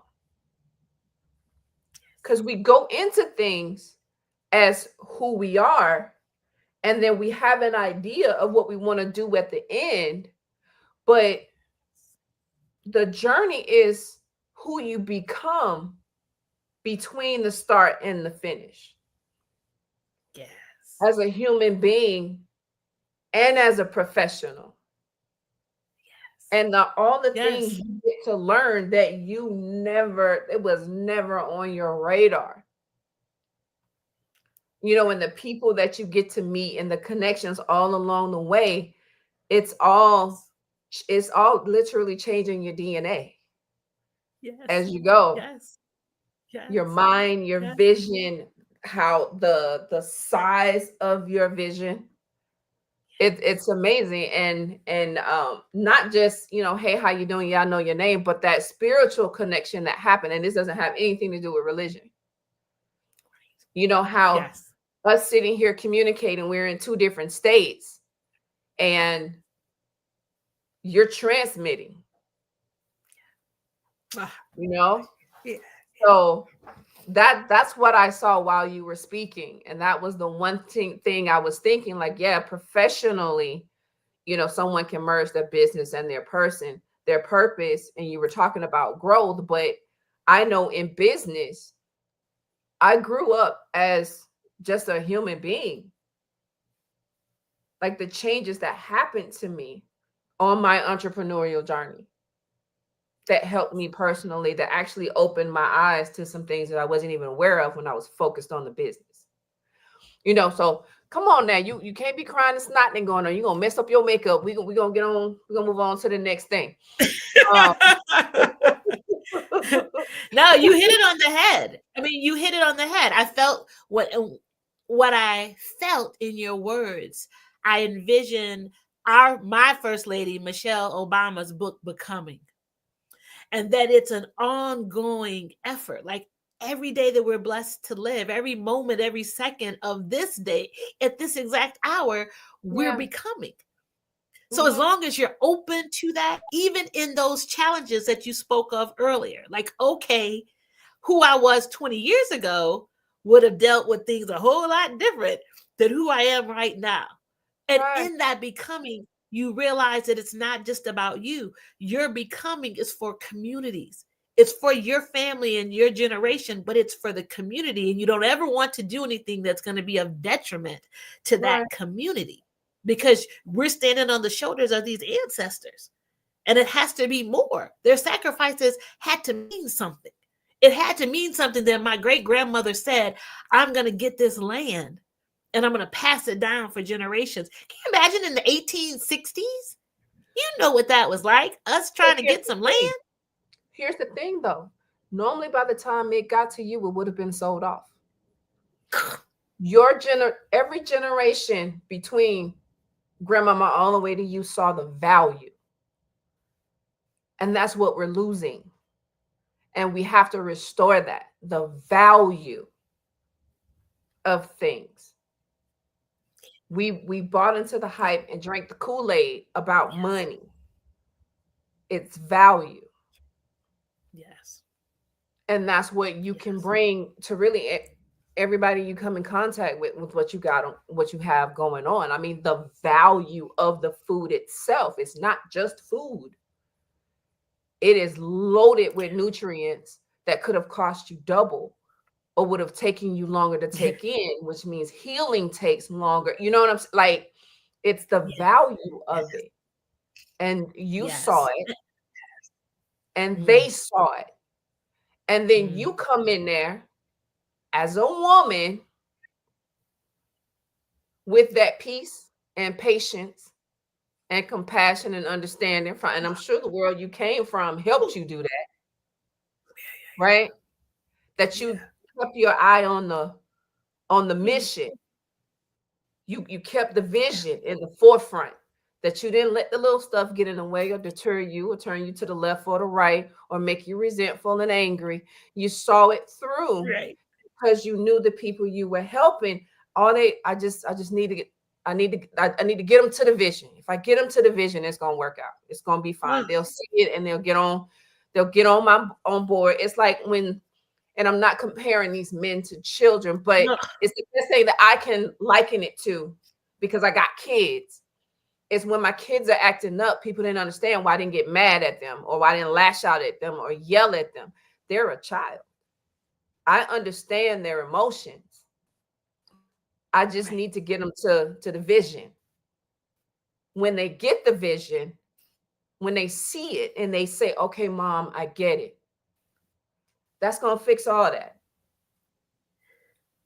Right? And I just changed the trajectory of my children's lives because I gave them a different vision. Right? I think what you're doing is amazing. Because I don't know anybody of color that's got what you got to do and what you're doing. I'm sure there exists, but I've never seen it. Me and my dad talk about it all the time. But you are doing some amazing things out there. And it's a plus for me. I'm sorry, it hits a little harder with me. And you're a woman. You are a woman. Thank you. Thank you. And it shows that having that compassion, that joy, that holding on to that vision through all of the challenges, what can be on the other side. Yes. I think it's a beautiful thing. And you gave me chills. I mean, because I was just picturing you walking along those dirt roads where your family, your ancestors walked. And it's like I could almost see them walking beside, like they didn't. I ain't gonna cry. I am not gonna cry. I am. For 2 days, I'm not gonna do it, but I swear to God, I saw it and I got chills. Like, what? I hope whoever's watching this can see how powerful this is. And I hope that they are never able to say what they can't do. Yes. I hope that's what they take from this. I hope what they take from this is, I ain't trying to do all that, so I know what I want to do is possible. Because that's what I got from it. It's possible. All right, so we're gonna get back on track. Come on now, turn around, get your note. I can't. Thank you. It's okay. You bless me, and you blessing so many people right now. And if I can add this part of what you said that was so important too, is that we have to realize the importance of land. If your families had land, I don't care whatever it is you got to go through, do not divide it, don't sell it, or if you sell it, just sell your share to someone else in your family. Yes. That's all I'm saying. Don't just not understand the importance of it and the sacrifice to have it. Ooh. Like, just don't. I'm telling you all right now. And I could only imagine what they went through, and I'm sure I don't come close. Just thinking about that. My family had an old home on a hill in the hood. Nobody saw the value in that house, and they let it get run down. And what they did not realize is, even if the house had completely rotted and they bolted it down, it still would have had more value. Just the property alone would have had more value than the house that was on it. Yeah. That property sold probably 2 years ago for $750,000. In the neighborhood where you could buy a house for 50 grand. That and part. Look at what the market has done already. I know that's $1 million home. They didn't see the value looking at the stuff. Yes. So we're gonna get back on track. I got like 2 minutes with you before I have to close out. Okay, let's go. Okay. It's been glaring at me. Okay, what does being a change activist mean to you in this current era? It means just what we're doing right now. Having the truthful conversations, the heartfelt conversations, the lessons, being able to share the lessons, even in the traumas or the heartbreaks. And to your point earlier, knowing that there's hope, being hopeful, and knowing that in that hope, that it's a position for change, that we are positively effectuating change within our communities. And for me, I always add the caveat is that it's effectuating positive change for the people in which we serve. And at the end of the day, if you would have asked me, you were kind enough to share my vitae or my bio or whatever professional experiences or whatever, however people like to call them. But if you would have said, Colette, how do you identify yourself? And I would have told you that I am a servant, that I am a daughter, that I am a cousin, that I am a friend, like those things. So you change that. That's how it connects for me.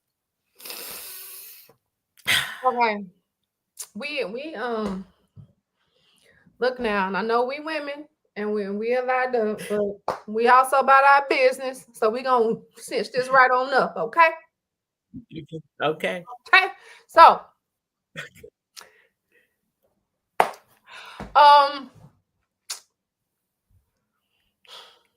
tell me about your experience at Wardham School of Business.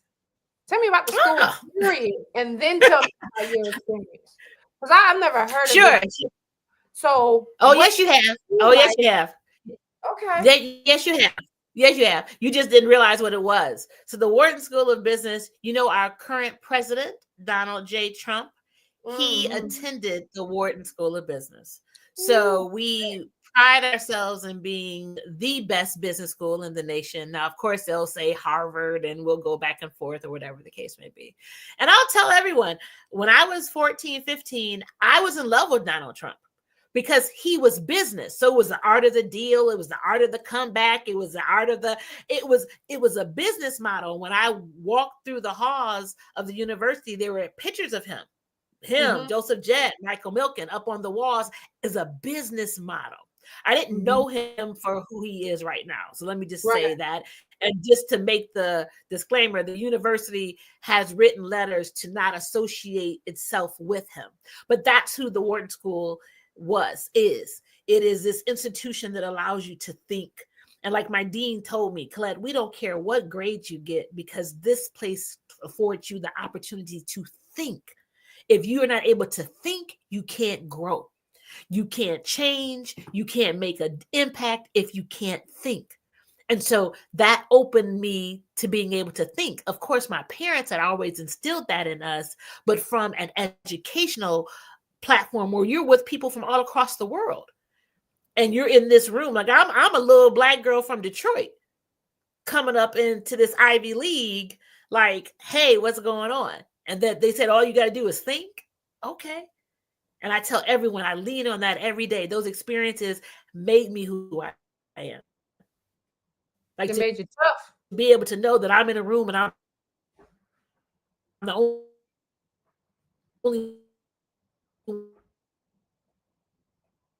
one in that room. And so that my voice matters and I can come. Absolutely. And that's what has shaped me to be able to come now and be in agribusiness. In business school, what they tell you, they call it a widget. So as long as you understand business, it can be whatever the widget is. So for now, it's farming. The farming is the widget. If it was automation, it would be the widget. If it was technology, it would be the widget. But I'm in the business of agriculture now. And so the Wharton School was just incredible. Like it has shaped my life and consistently shapes my life. So thank you. So tell me, how do you balance running farms in both Arkansas and Detroit? Sure. I have the opportunity to still have residents up into Detroit. So that's business, right? Like you got to know, like everyone, come on, we're grown. And so you got to understand what's important. So you have real estate, right? So you have real estate, and you should know that no matter what market you are in, you have to produce so that that revenue can sustain that market. So I had to keep everything going in Detroit because that's a market that I was in and I have assets there. And so it was important, and I own lots there and farming there. And so that's what I had to do. So when I came down to Arkansas, I'm like, okay, I have to have produce and opportunity and product that pays these bills too. So I'm able to still work. I still have clients. I consult as well. So I still have consulting for Detroit. I'm able to still have produce and land to cultivate, and now an urban farm. I'm classified. I have that in Michigan as well. So still doing that space. And every 6 months, going back and forth. And I have amazing partners, relationships. That's what we talk about that. Relationships, amazing partners up in Michigan that still help me keep it together there. So that's how I do it. Do you employ family? Yes. My mama, my cousin, Chef B. Yes. Yes. Yes. It's hard to get through these gates. I tell everybody, it's hard. And if it's not biological family, it is people who've been in my life for 30 years or so who are like family. So I try to keep everything in the family. Okay, I have a question. Do you, and I don't need any details about them, do you have children? Okay. I knew you're gonna. No. You ain't gotta be saying them ovaries. You do what you want with them. I'm just asking because I was gonna ask.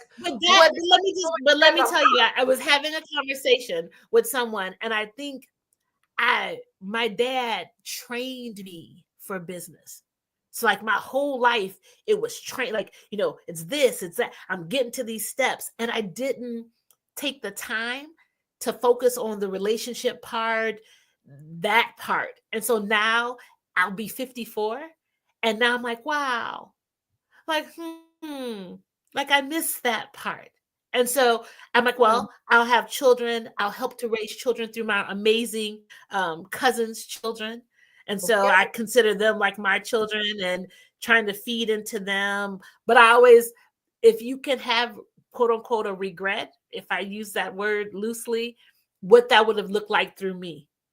And just not, I didn't know about freezing eggs and all that stuff. I just didn't even think about that. Like it just wasn't even, I was trying to conquer the world. I was trying to be this mogul.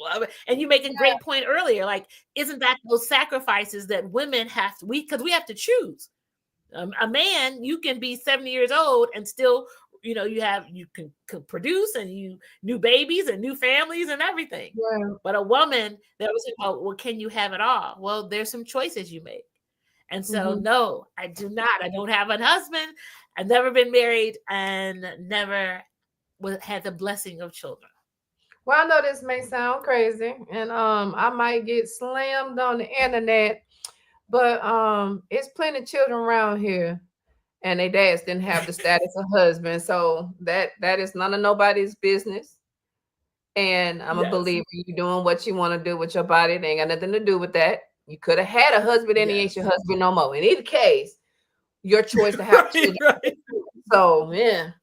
That was going to be my next question. How are you balancing your work life and the kids? Because I'm sure a lot of working moms out there would like all the help they can get in that area, being successful in business. I wanted to ask the question. I saw it here and I lost it. Lord, they got me singing. I need to eat. Now you're doing great. This is like talking to my girlfriend in my office. This is wonderful. I don't know how, I don't know any other way to do it. Ooh, this is a good one. If you could go back in time and speak to your younger self, what would you say? Keep going, Colette. You are uniquely you. And it's okay if you weren't one of the fly girls. It's okay if they used to sit around me. So I went to private schools, but I lived in the hood. So my parents sacrificed for me to go to, my brother and I to go to private schools. But for high school, I went to a public school. And so they would sit around me in the cafeteria because they said I talked like a white girl. And they would sit, I literally sat at the table and people would be around me to listen to me talk.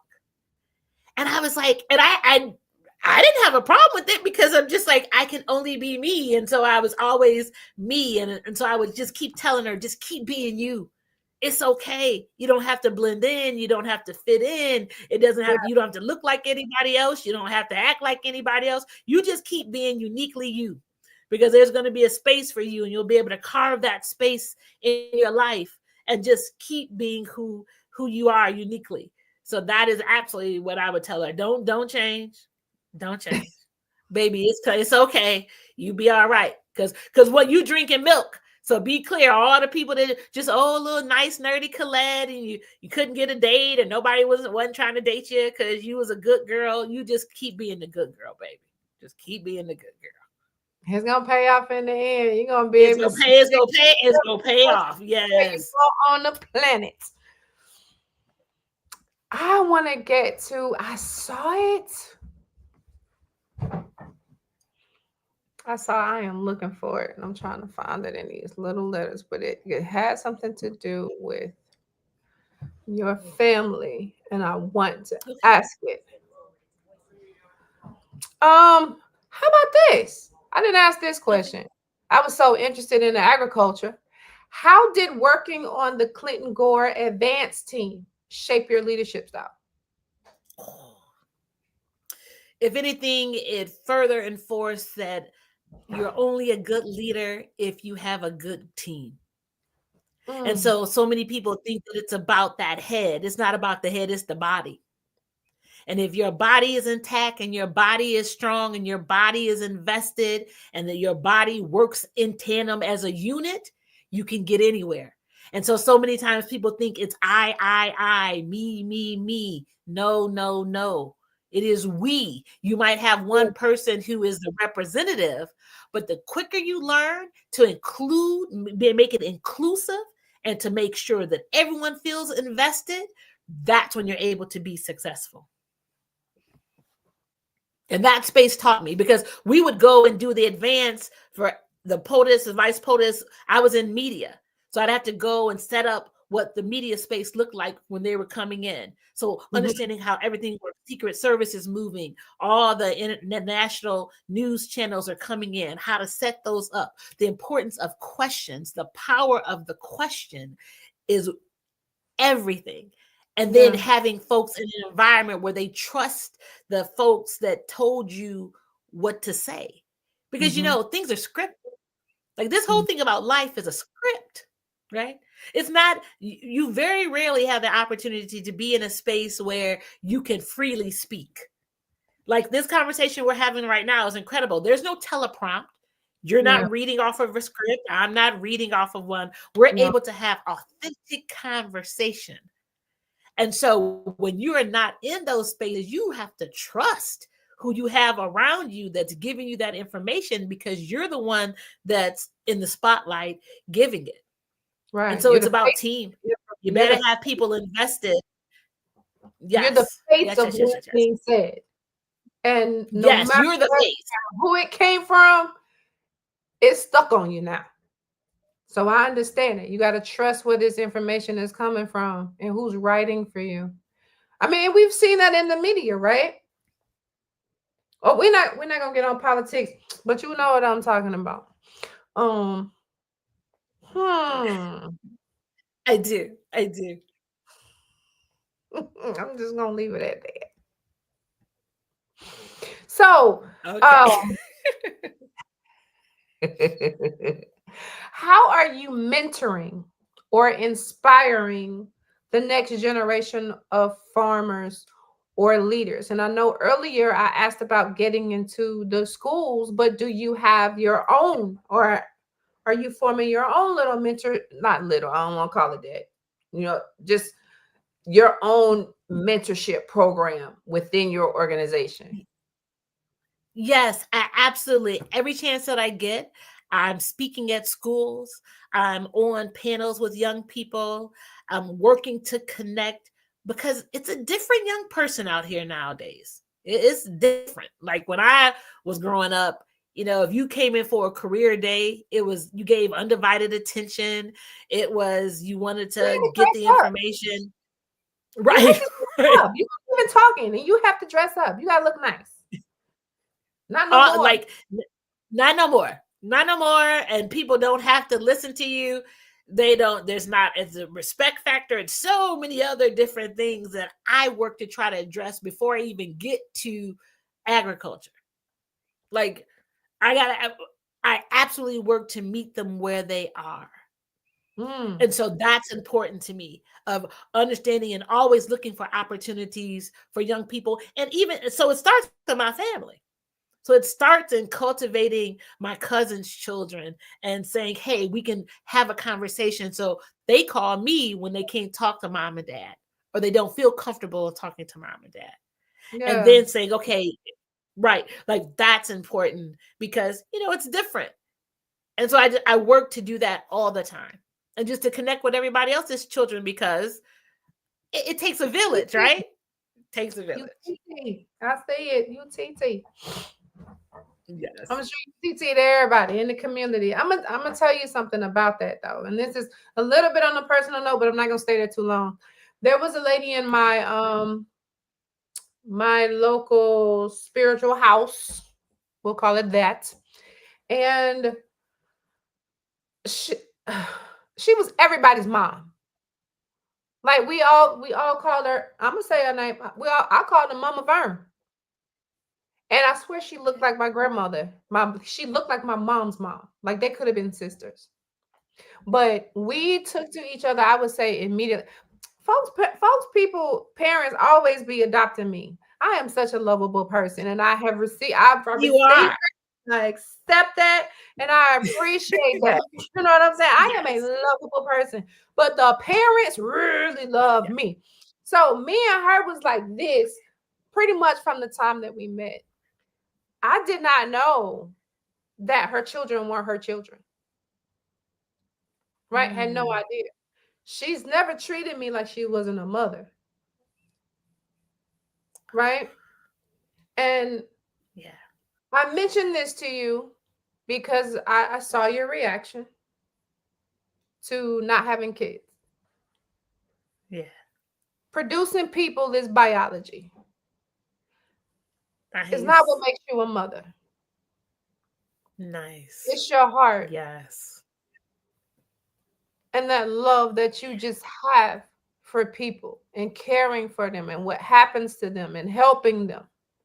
Okay? It's plenty of kids out here got biological moms and don't have mothers. There's plenty of children out here to love on. Who will be your legacy when you make it into the schools and your mentorship programs are going into the school. And you are impacting them on the level like these kids are going to learn. I don't have to go to the grocery store to eat. I don't have to be hungry. Right. They will never forget. Yes. Yes. They will never forget that. And it could be the thing that sparks them into carpentry and building from the ground up. Building those shelves to put the raised beds on. Be like, I built this. This can't be too much harder than a table. Yes. All right, this table can't be too much harder. Right. Right? That's what I see. Yes. Me, where I am in anywhere in my life, I am far from where I started. And usually that one little accomplishment is like, okay, well, I think I could try this now. Right. And I do it and I succeed, like, well, maybe I'll try this level now. And you just right. Put one foot in front of the other. And it may be the spark. It may be the spark that we need. It is the spark that we need in our community because these kids different. They different. I ain't never seen so many people so doggone comfortable being dumb. And I don't mean dumb in the mean sense. I mean just you don't know and you don't want to know. Right. You are holding computers in your hand. Do you know how many stupid encyclopedias I had to look through and visits to the library just to get information? Hello. That's right. That's right. That's right. That's right. I'm angry when I see anybody holding a phone, a smartphone, and they say, I don't know. And they don't immediately do this like, dude. Right. Right. Right. Right. Yeah. So I think this could be the spark I wish it was something like this in the city.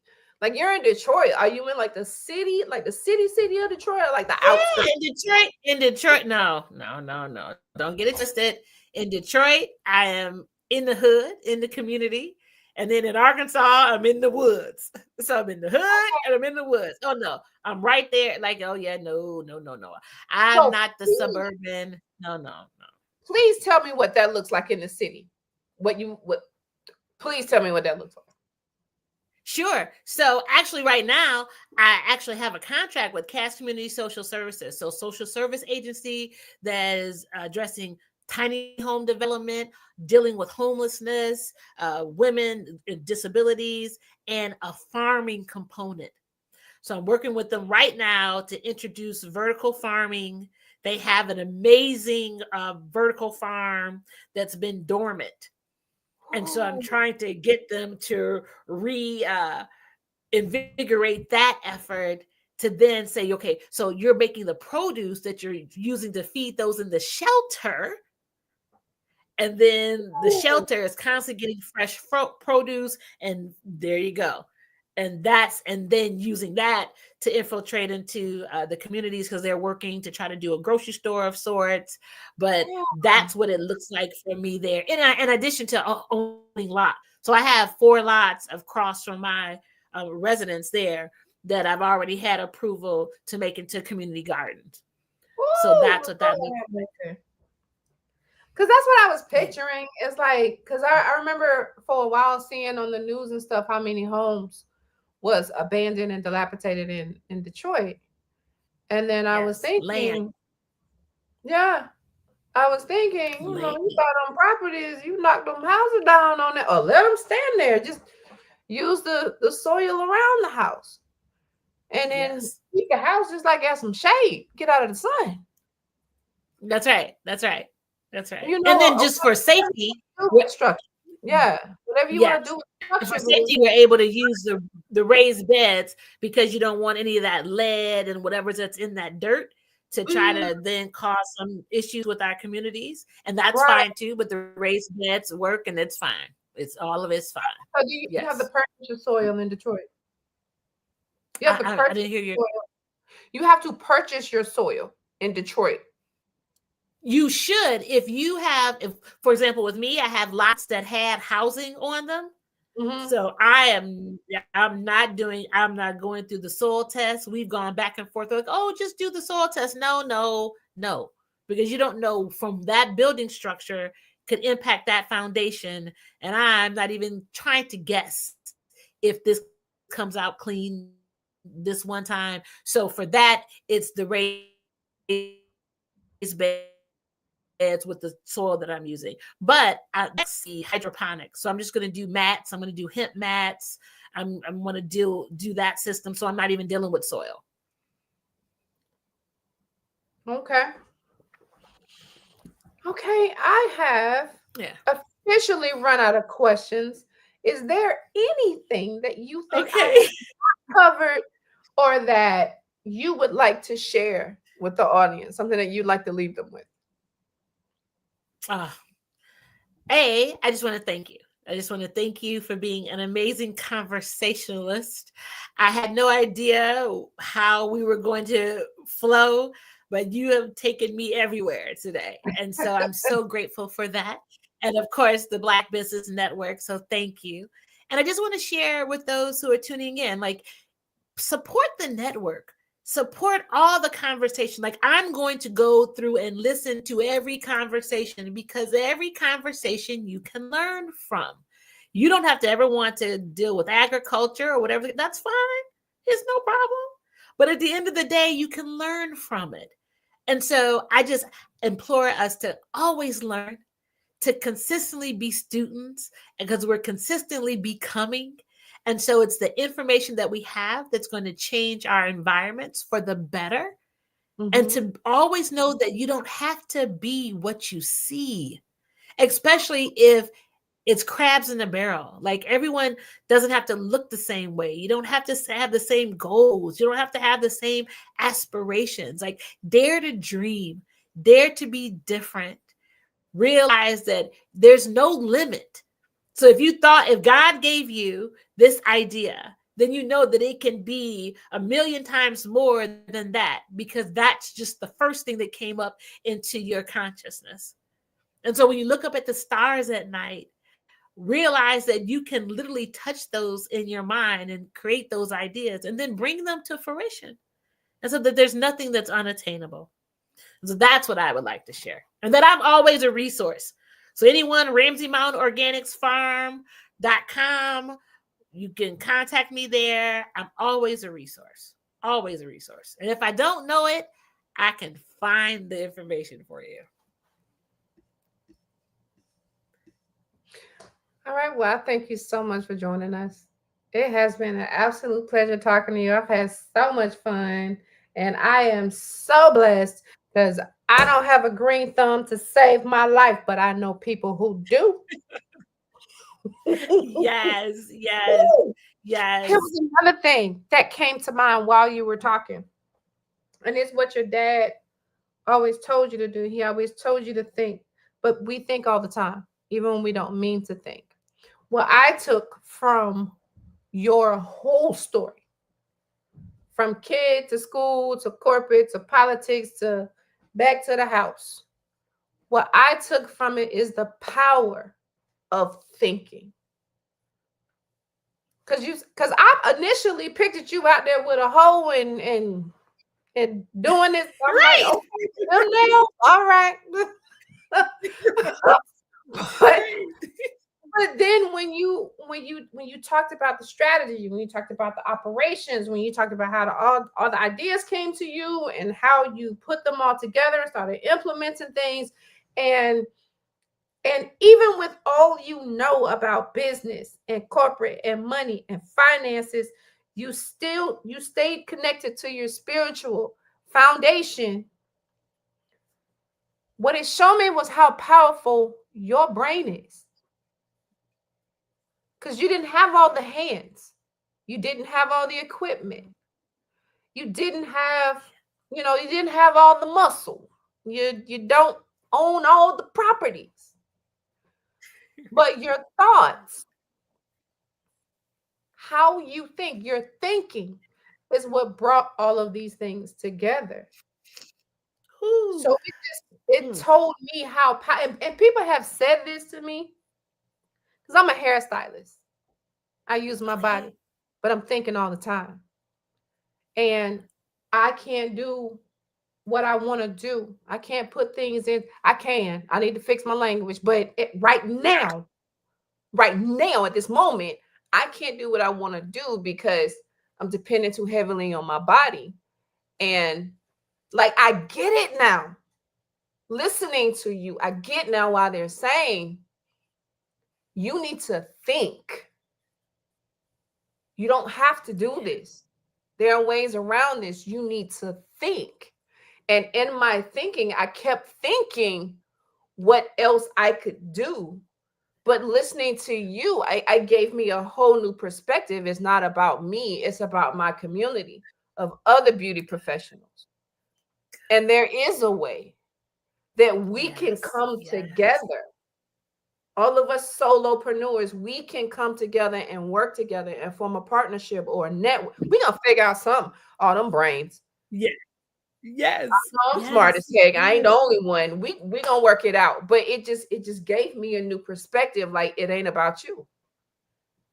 You're not getting anywhere because you keep making it about you. You keep, like, it has to come from, it don't have to come from you. The thought does, though. You got the thought. You have the vision. You got the ideas. You can't be all the bodies. So yes, Myers, that's it. And let me ask you, let me stay there for a minute. And my dad used to also say, in the land of the blind, the one-eyed man is king. So I want you to stay there. In the land of the blind, the one-eyed man is king. And so he told me that when it was time for me to graduate, and most of my peers were going to New York, Wall Street, or they were going to California, or they were going to Europe. And he said, okay, Colette, where do you want to go? And I'm thinking about those same places, or I was going to go to Germany and do imports, exports. He said, but if you go back to Detroit, it's blind, meaning They haven't had the experiences that you've had. Right. So you won't have the challenges that you'd have in those other places because the other people know what you know. Right. But if you're in an environment where they don't know what you know, you can create more opportunity. Mm. Yeah. In the land of the blind, the one-eyed man is king. I love it. Or the one-eyed lady in your face. I yield. Oh, one-eyed lady, yes, you're against psychology, right? It works. Yes. Yes. Phenomenal. And so I implore you, Mars, you can do it. You can do it. You get your group together. You get your cosmetologists together. And maybe your next step is to create a product. Remember, products. You're in a $1 trillion industry. Yeah. There has to be some product that we can have for you. Whether it has some greens that I grow, something that is a nutrient that can grow to help stimulate the scalp, something with the oils, something like that. But it's vertical. We got to move verticals. Balance blood pressure, because I'm battling battling blood pressure medications. I'm working against diabetes medications. Okay, there are medications that clients are taking that's interfering with their hair growth. So that's in my way, and that doesn't have anything to do with me.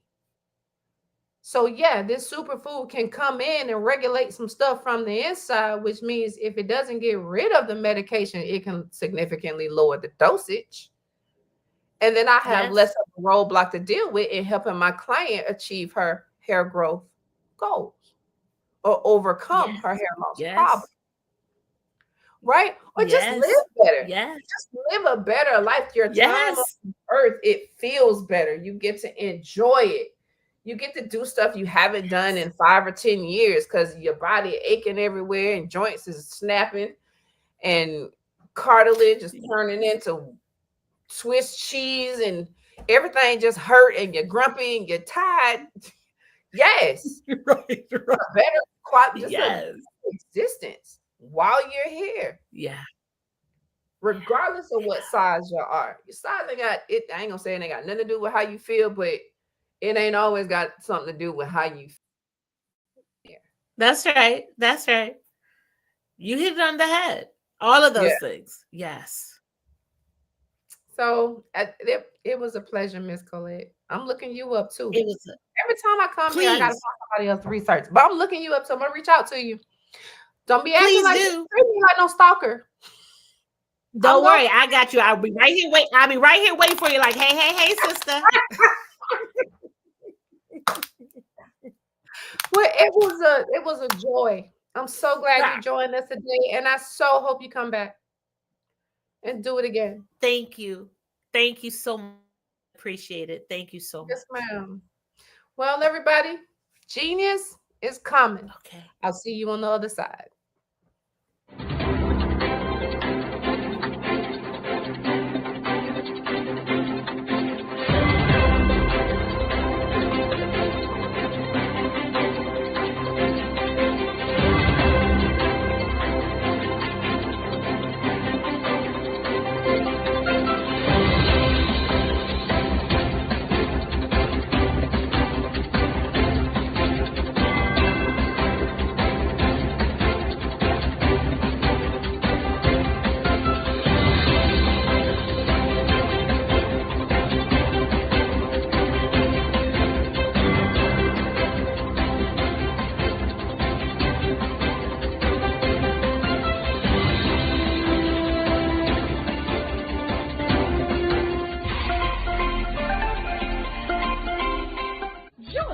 Dr. Eric Kelly III and a host of phenomenal speakers from all around the globe for this 7-day virtual event that you don't want to miss.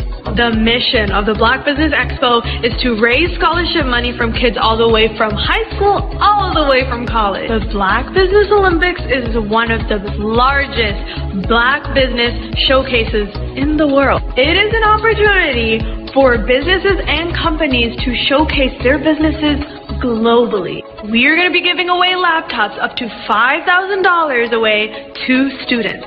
Again, I'm Olivia Appleberry, the founder of 2 Cents Finance and one of the speakers for the expo. I am so excited to see you there. For more info, go to www.blackbusinessexpousa.com or call 919-308-9090 and hope to see you there.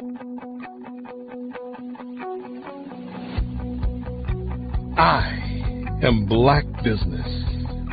From the moment I wake until the time I sleep. Yes, I am Black Business. I am Black Business. Tell me, are you Black Business? I am Black Business. Do you support Black businesses? Listen, I support Black business because I am Black Business. Black Business Expo, one of the largest business showcases in the history of Black business in the world. The world! Sign up today at www.blackbusinessexpousa.com or call 919-308-9090. I am Black Business. I am Black Business. From the moment I wake until the time I sleep, I am Black Business. I am Black Business. Are you Black Business? I am Black Business. Do you support Black businesses? I support Black business because I am Black business. Black Business Expo, one of the largest business showcases in the history of Black America in North Carolina.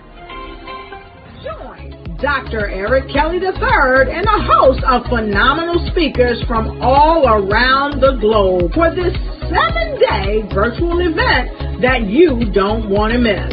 The mission of the Black Business Expo is to raise scholarship money from kids all the way from high school all the way from college. The Black Business Olympics is one of the largest Black business showcases in the world. It is an opportunity for businesses and companies to showcase their businesses globally. We are going to be giving away laptops up to $5,000 away to students.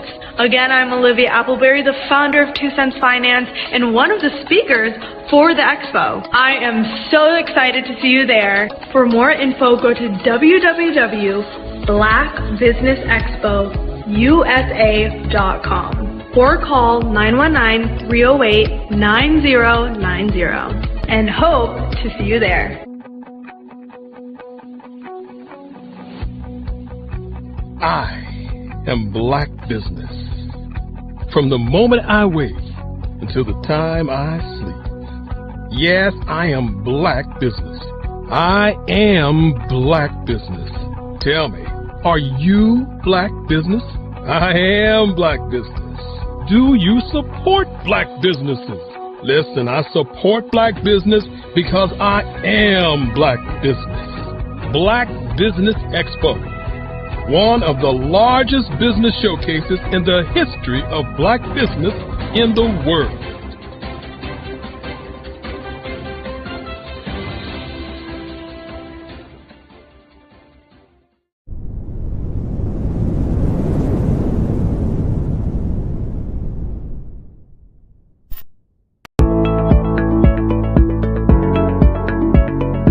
Prepare for what's coming and dominate in economic winter. Stand strong and thrive by showcasing your great products and services globally through the Black Business Network and Black Business Olympics. The Black Business Network has showcased over 2,000 companies with over $7 billion in sales each year.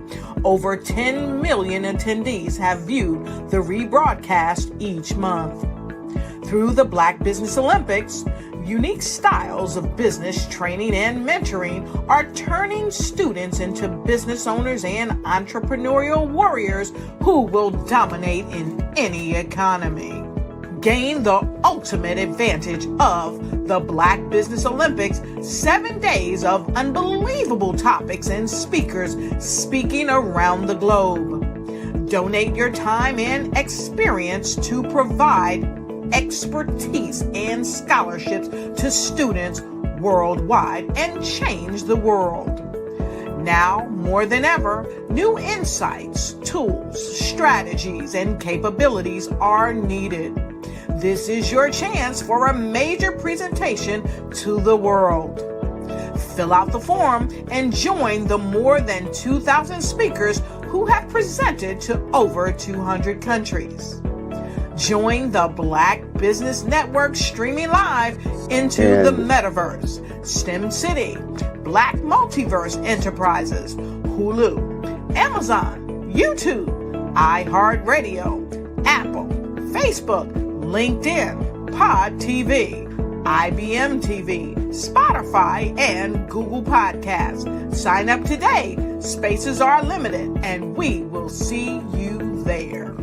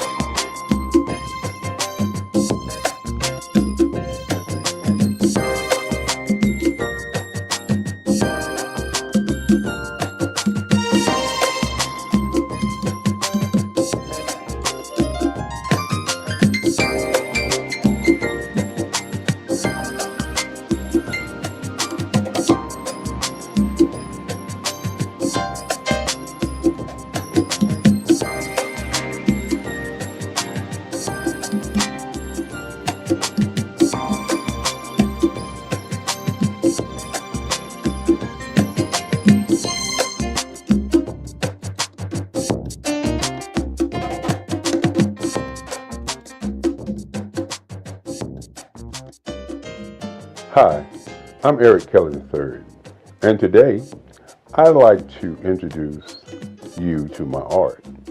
Welcome to the Eric Kelly III Museum, located in Durham, North Carolina. Today we're going to be discussing my art, my journey, and where I'm going next. You know, the past, the today, and the future. When I think about the beginning of my work, I have to go all the way back to when I was about 4 years old. And my grandmother gave me a pen, and I was in church. And I took that pen and I began to draw. And as I was drawing, later on, my grandmother said that the picture that I drew then looked like the choir that was in the church. And so my affinity for utilizing the ink pen to do work still happens today. Now, many times when we begin to talk about art, the question always is, what is the intent? Why do you do art? What makes you an artist? And so, as we look at my early years, I was not thinking about what I was drawing. I was just in love with drawing. I remember in the 5th grade when a young man, one of my friends, came to my desk and saw me drawing, and he said he'd like to draw. And so I said to him, anyone can draw. Because in my mind as a young kid, my art was just a way of, I would say, expressing how I felt. And so each day I would give him triangles and squares and show him how to draw.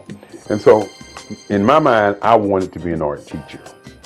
And being an art teacher, I thought I could give back to other young people, other folk, how I felt about art.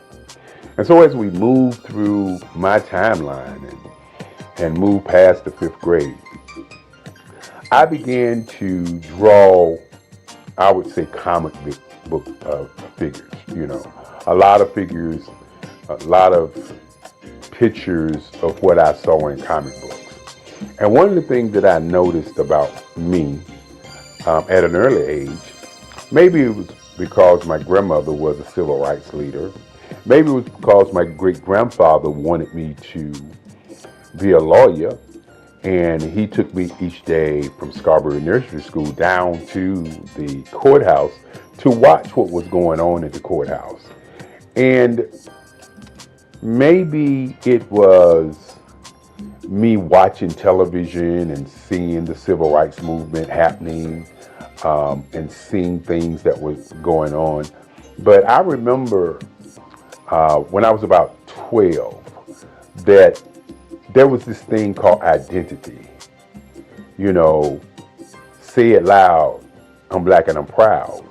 And the music that I was hearing was just so different until I began to change the white images that I looked at to black images.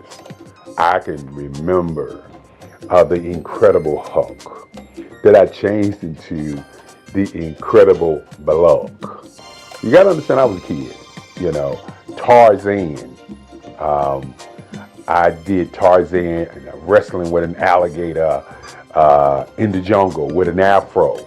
And so this whole thing of black identity was prevalent on my mind as a young artist. Many times people say artwork is political. And I continue to say that not only artwork is political, art is what is your identity, but more importantly, what is your intention. And so as I moved through those years, 5th, 6th, 7th, 8th grade, I began to look at the difference between how I felt and how I saw things. And one of the things that I noticed early on is that I could actually hear tones and hear music, and I would see colors in terms of what I was drawing. Many times I found myself talking to people and I would say, I can draw you if I think about you. And that was one of the games I used to play when I was a young kid. I would talk to somebody, I would listen to them, and then I would go home and I'd get my sketch pad and I would actually draw them. Many times when I was coming up, I used to tell people that if you talk about what you want, I could draw some lines and then I can go and create that particular object. Intention, identity, and color was very prevalent in my work at an early age. I remember my first paper mache dog that I did. It was white. And my teacher kept the paper mache dog. And my great-grandfather used to say to me that don't give my artwork away. And so he said, only sell to collectors. And so at 7 years old, he started a museum for me called the Eric Kelly III Museum that would house my artwork in his house, along his halls, and house my writings. I'm also a poet. I do poetry, 3 portrait CDs that I've done in the past, along with some more interesting writing. My work, again, as I said before, is about identity and intention. When you think about colors, and we will see some of those pieces later on, but the colors and portraiture that I've moved into, very, very important. Initially, I was doing a lot of figuration, and that figuration was a lot of history pieces. Now, fortunate for many artists, they have what I would say, some guidance, some leadership. When I was growing up, once I got to the 12th grade, 3 of my teachers, Sandra Dowd, Miss Corbett, and Miss Cousins, pulled me into the teacher's lounge. And my art teacher, Sandra Dowd, said to me that I was cheating the world because I was not doing enough art. And she said each day that she give out a project, that I would come in the day of the project and do the best piece in the school. And I used to think about that because I wasn't really aware in terms of my art. I just was doing art. And so my English teacher said that, well, this year you're not going to graduate. And my history teacher says, that is correct, you're not going to graduate. And so you got to understand, back in those days, graduation, senior year was very important.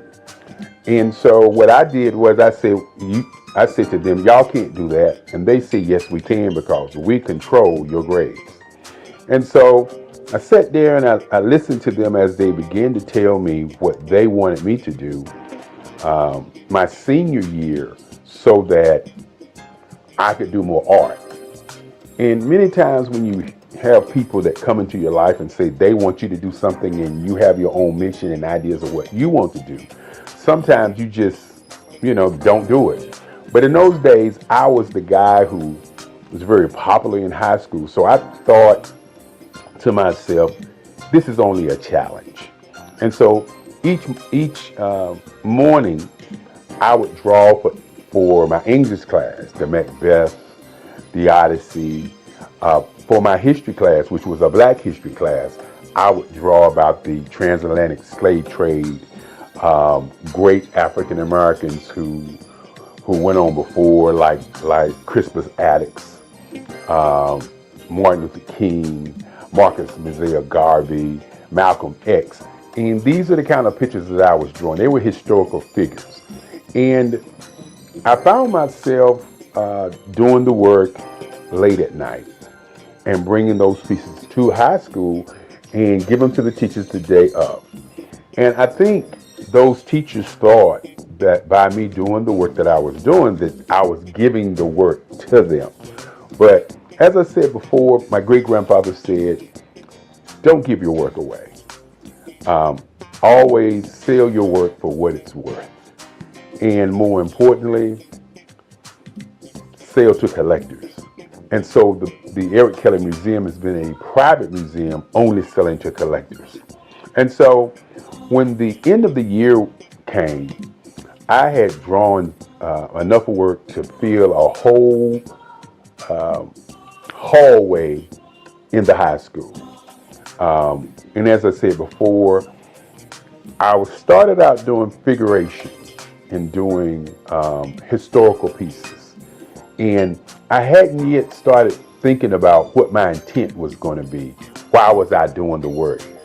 I was doing the work because I was asked, not because there was this urge deep down inside saying, I'm going to draw all of this work. And so at the end of the year, I received the Lynx Best Artist in the State. And this is what has propelled me to become the artist I am today. I looked at the art award that I received, and I thought about where did I want to go to college. And so I had letters coming to me. I was in the news, I was on television and all these great things. I had these things to happen. And so I had letters coming to my house to go to different schools. And my great-grandfather used to say there are 5 things that you need to think about as you live. He said, number 1 is to think. Number 2 is to sell something. Number 3 is to do research. Number 4 is to be relentless. Number 5 is to have energy in everything that you do. And so I started on my quest for understanding that art was going to be what I wanted to do. And so I did research on the schools in Durham, North Carolina. And for those who don't know about Durham, North Carolina is a space where black people, 49% black people, were engaging in economics everywhere. You know, Durham was the tobacco capital of North Carolina at one time. And so when I was a young man and I lived in Federal Street Projects, I could walk down to Pettigrew Street, not to Parish Street, because Parish Street is considered Black Wall Street now, but before Parish Street, there was Pettigrew Street. And on Pettigrew Street was Service Printing, black man owned it, the Regal Theater, black man owned it, the barber shop, WAFR, and the taxi cabs. And I could see black people doing great things right there on Pettigrew Street. And Pettigrew Street was probably about 4 or 5 blocks from where I stayed. I remember going to the Regal Theater, seeing Hercules and all these movies as a young man. But the thing that really impressed me about Pettigrew Street was I saw black people doing black things. And so as I did my research to see where I was going to go to school, I discovered that North Carolina Central University was one of the top schools with black professors. And one of the things that I wanted to do, you know, as a young person is I wanted to go to a school where I could study in the class, and then I also could go to the library and pick their books up and read more about what they were talking about, so I would be immersed into the art. And so at that time, North Carolina Central University did not have an art scholarship program. And so remember what I said earlier about my great-grandfather. He said, think, and then say, and do research. And so in doing my research and thinking, I said to myself, I want to take my portfolio down and ask them to come to that school for art. Now, many people don't know, and I didn't know at the time, that Ernie Barnes, who is one of the greatest artists who've ever come out of Durham, North Carolina, didn't know that Ernie Barnes had gone to North Carolina Central University. That was not, in my mind, something that I knew. I was an artist who was influenced by the people that I knew, not the books that I read, but the people that I actually knew. And so I took my portfolio down to Atlanta Henderson at North Carolina Central University. My portfolio was full of historical art, as I said before, because that's all I was doing. Many times you hear the idea that all art is political art. While I wasn't thinking my art was political, my art was always about identity as a black man, as a black person, as a black entity on the planet. And so I left my portfolio with Dr. Henderson, and a week passed, and they sent me a letter offering me an art scholarship at North Carolina Central University. this was probably one of the greatest days of my life. As my grandmother at the time said to me, she said, well, since you're going to school for free, I'm going to give you the family car. And you know, when you're thinking about your life and how things transpire to get you where you're going, these are the kinds of things that move you to believe in yourself. My grandmother used to say, you can do anything that you want to do. Just stand up for yourself and do it. And so, with that being said, my grandmother gave me the family car, and off to North Carolina Central University I was. And, you know, one of the first heartaches that I would say that I had at North Carolina Central University was the whole I'm on art scholarship.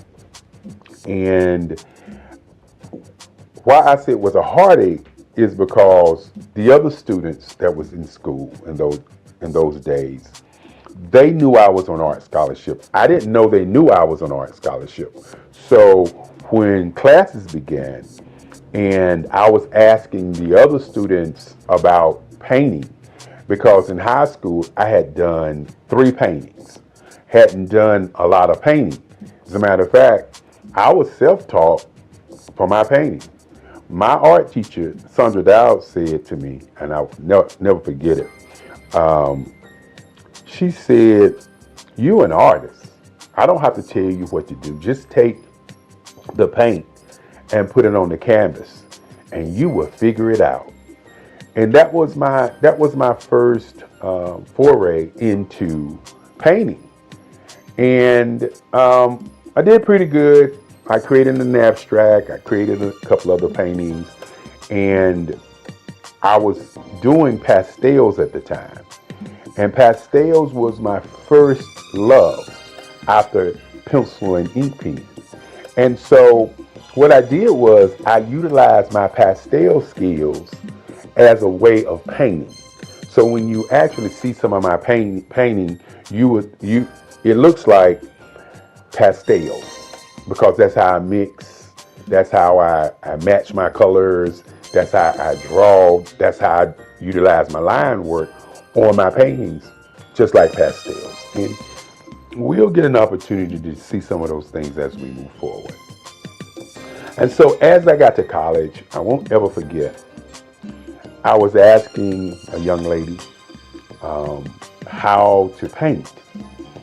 And she said, "You got an art scholarship. You ought to know how to paint." And this was a heartbreaker for me, because I came from a background of people helping people to get to where they go. And so with that in mind, in terms of how I was raised, I was never raised to say to people, "I can't help you. I'm not going to help you. You got something, so go do what you do."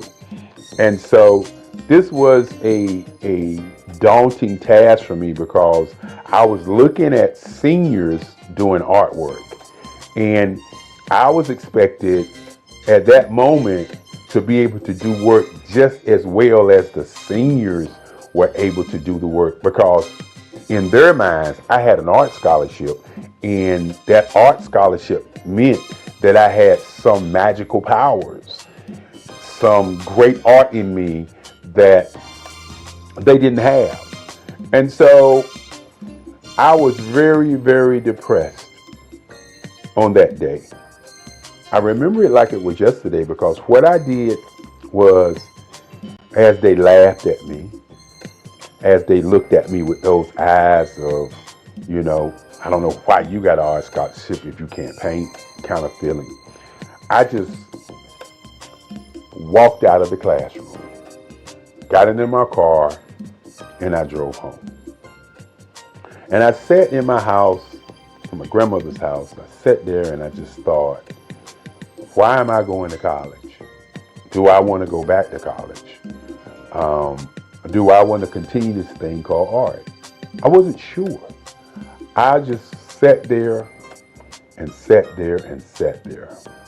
And then in the back of my mind, I could hear Sandra Dowd saying, you know, you're an artist. All you got to do is put the paint on the board and work it out. I could hear Miss Corbett saying, when I brought her the pieces of artwork, oh, this is great.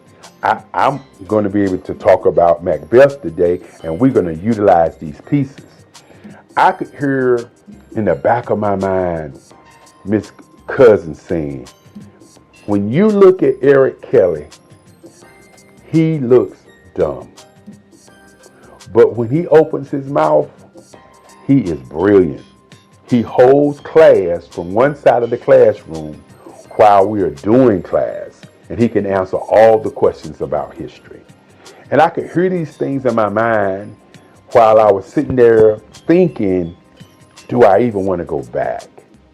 I tell people all the time that peer pressure is a major pressure on many people if they can't handle it.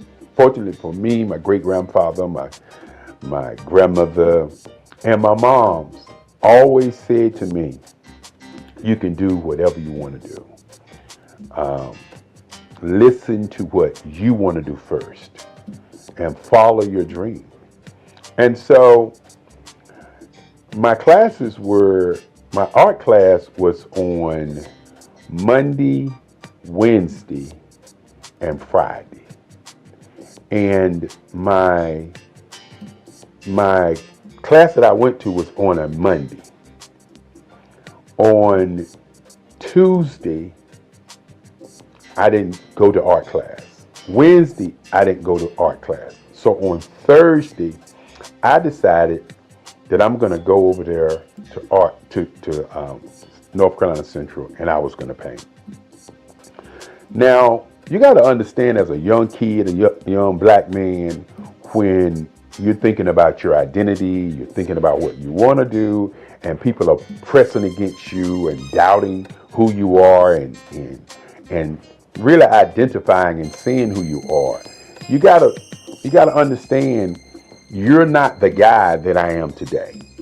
You are a young man who has fear, a young man who's uncertain, a young man who is asking the question, why am I here? And so on that Thursday, I went to the art department at 4:00 when I knew most of the students were not there. And I went to my board and I pulled out my paints and I started painting. And I just kept painting. And I just kept painting. And I continued to paint. I was working it out, trying to figure out what in the world was I doing. And I remember when I got to the art department and I thought about what I wanted to paint. And I painted a piece that if people saw it today, they probably would say that it's racist. If people saw it today, they would probably say, what was he thinking? What was his intent? But I had done a piece in history, in Black history class, of a slave being hung. And it showed a plantation owner grabbing the slave in his hair, getting ready to put the slave into a rope.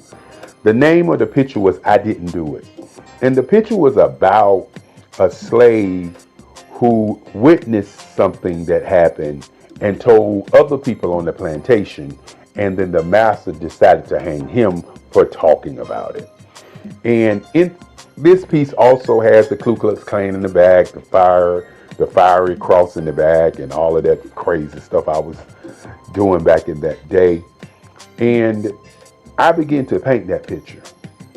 And as I was painting that picture, I could see exactly how to paint. I don't know why or what, but I could actually see how to paint. And so I was there from 4:00 in the afternoon, and I looked up, it was 4:00 in the morning. I took my sheet that we had in art class and I laid it over the piece, and I jumped in my car and I went home.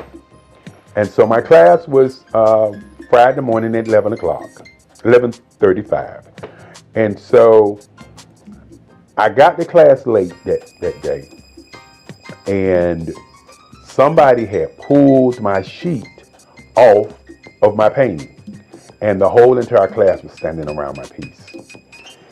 You know, when you are uncertain about who you are and what you're doing sometimes, and you're looking for validation, it kind of gets in the way of how you make art.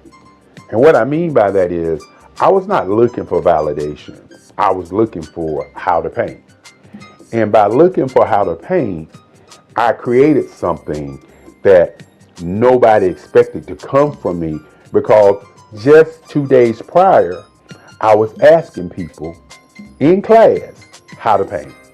And so this has been a part of who I've always been, is the kind of person who looks at something from a perspective, and instead of asking a question, I delve into it and make a change and make a difference. And so as the kids were standing around my piece, I walked into class, and true to form, I am never been a person who is always trying to talk about what I do. As my great-grandfather used to say, great people are not people who are walking around talking about being great. They're doing great things.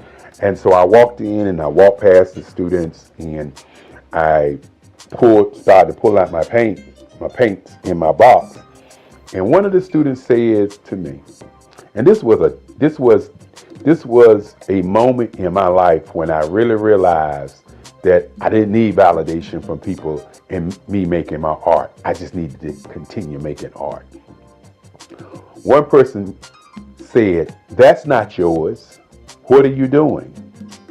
And I turned and I looked at the student, most of us seniors, and I said, "It is mine." I said to them, I worked on it from 4 o'clock until 4 o'clock yesterday morning. And then one of the students just said, "I just can't believe it." And I just turned and began to work on my work. This has been what's happened to me in art all my life.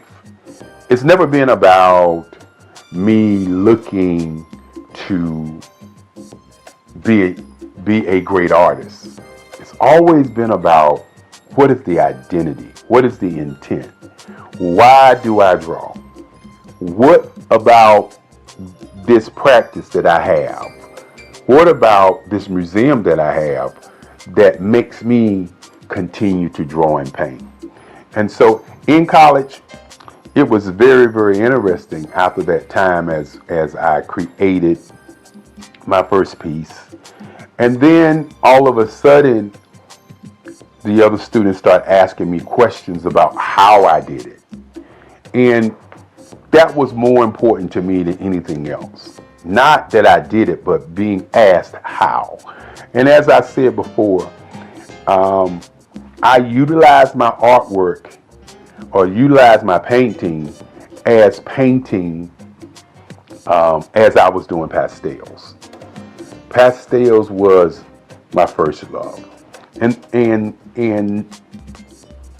once I got to college, I had to begin to think about what my identity, what I was going to do in art. Was I going to be doing figuration? Was I going to be doing scenes? What was I really going to do? And I remember Carlisle, who was one of my teachers. Mr. Carlisle. I remember Mr. Carlisle. And Mr. Carlisle was a teacher, an art teacher, who said to me, he liked the way I was doing large pieces. And that large pieces was something different from what the other students were doing. And so what I decided to do was to try to figure out what kind of artist I wanted to be. You know, I opened up talking about identity and intention. And I'm going to talk about power and color and emotions later. But what kind of artist was I going to be? And so Mr. Carlisle and Kennedy and some of the other teachers decided that they were going to take us art students to Washington, D.C. And taking us to Washington, D.C. to a art show by an art show curated called 200 Years of African American Art. And you have to understand that in those days, the information that we got was just so powerful. It was not information that we didn't look at the information, but we looked at the information and worked on analyzing why it existed. And so had an opportunity to go to Washington, D.C. There was over 85 pieces of artwork by different artists from all over the world. And that's when I first saw Aaron Douglas. I had known about Romare Bearden. I had known about Ernie Barnes because Ernie Barnes came from Durham, North Carolina. And I knew about Ernie Barnes because of Good Times. And I knew about Ernie Barnes because he went to Hillside, that same high school that I went to. And many times when we were drawing as young kids, we would always get, you try and draw like Ernie Barnes. That's Ernie Barnes. That kind of like Ernie Barnes. And so my mind was like, I didn't want to be a copy or a duplicate of any other artist, but I wanted to know what these other artists were doing and who they were. And then I ran across a man by the name of Charles White. And this is where my entire existence was shook. Because I believe that art is the expression of how one feels.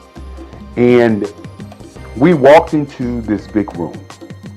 And on this room was a mural. And this mural looked like I drew it. It looked like my work. Mr. Carlisle said it. Mr. Kennedy said it. And I was looking at it and I was like, how can this be? How can this man's work be like my work? And who in the world is Charles White? And so this was a journey to kind of discover who he was, why he drew the way that he drew, what was the political part of the kind of art that he was doing. And more importantly, in those days, some artists was doing something that they call today super realism. And that's what Charles was doing. Charles was drawing these pieces with asymmetrical lines, and the line work was just so awesome. And so after discovering Charles White, I began to study Charles White. And of course, I was always studying Ernie Barnes. And so I had to figure out what I was going to put in the art canon. Was I going to continue to draw these kinds of pieces like the Charles Whites? Was I going to continue to draw the pieces like Ernie Barnes?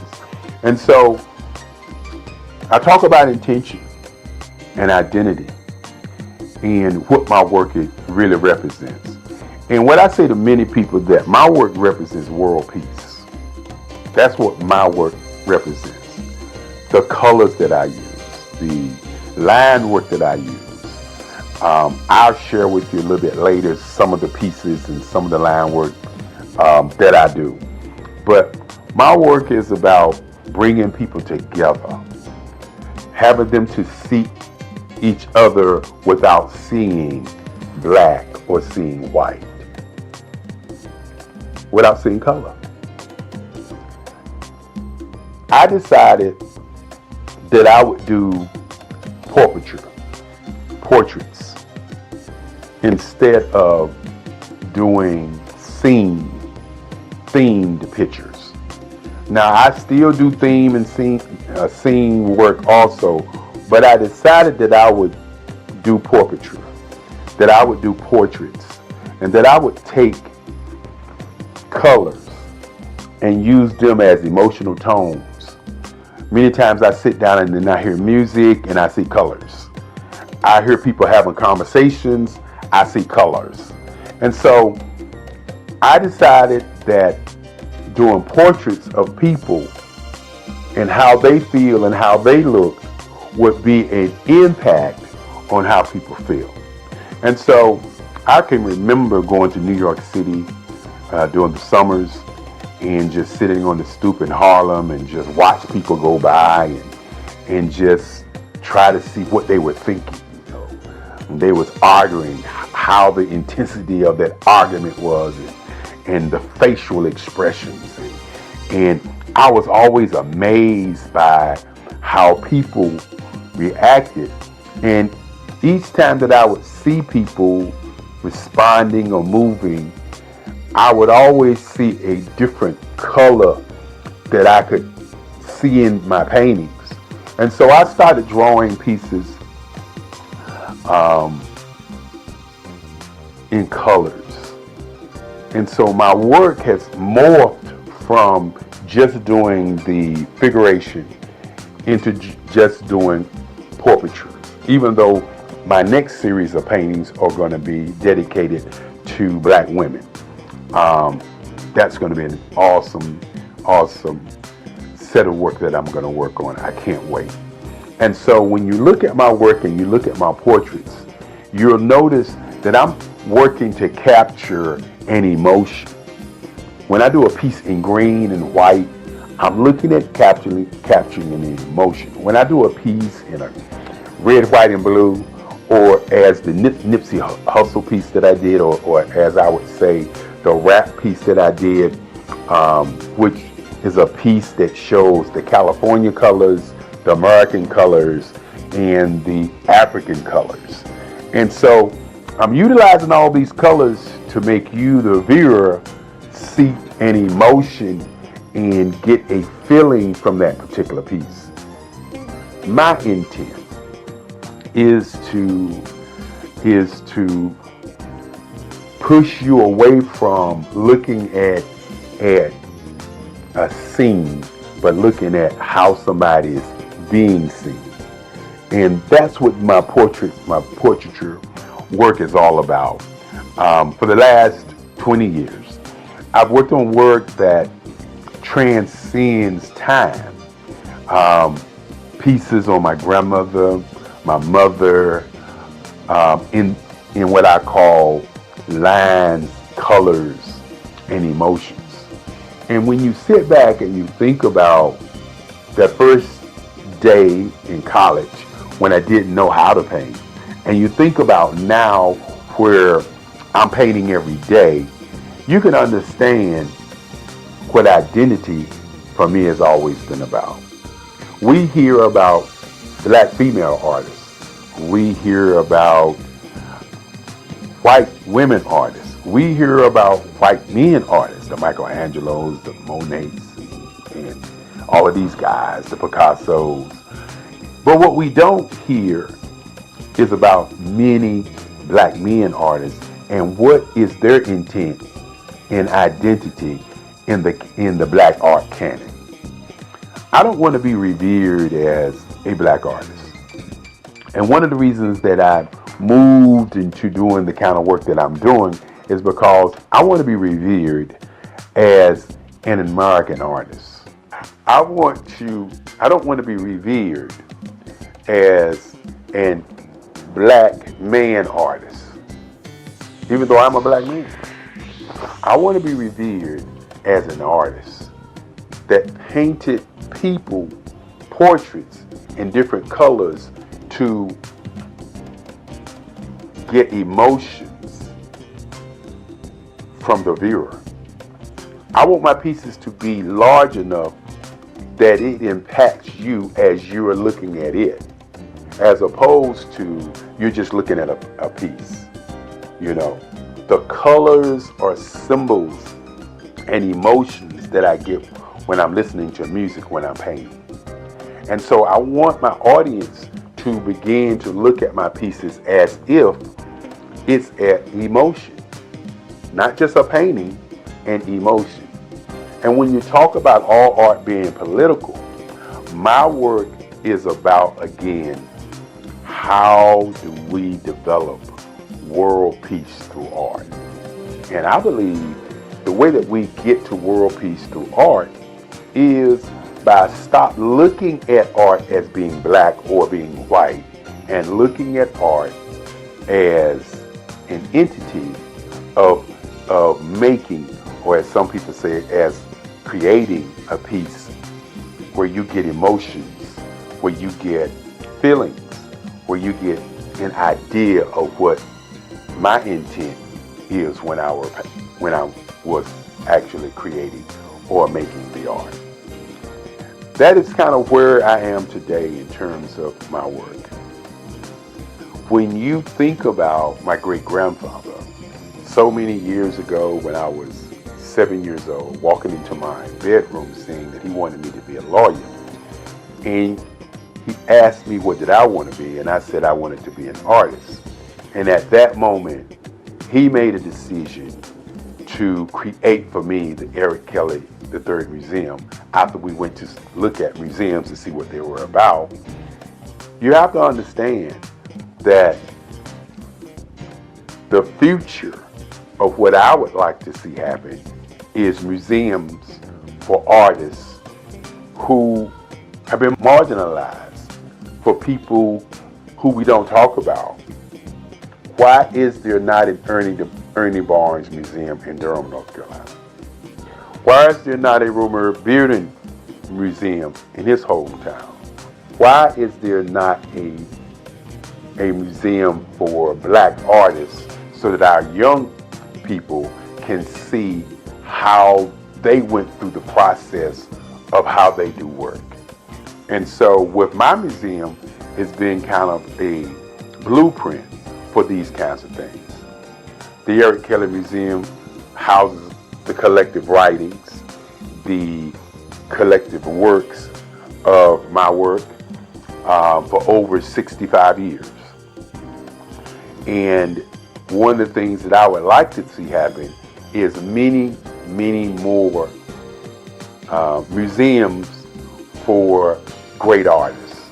When you sit back and you talk about Basquiat, for example, great artist, a New York artist, where's his museum? Where's a place or a space for us to go and see his work? I talked about Ernie Barnes, or Charles White, for instance. Where can we go and learn about Charles White? Another gentleman, and I could go on and talk about the Kennedy Wiley, who's doing awesome work, Lisa Butler, who's doing awesome work, Mark Bradford, who's doing awesome work.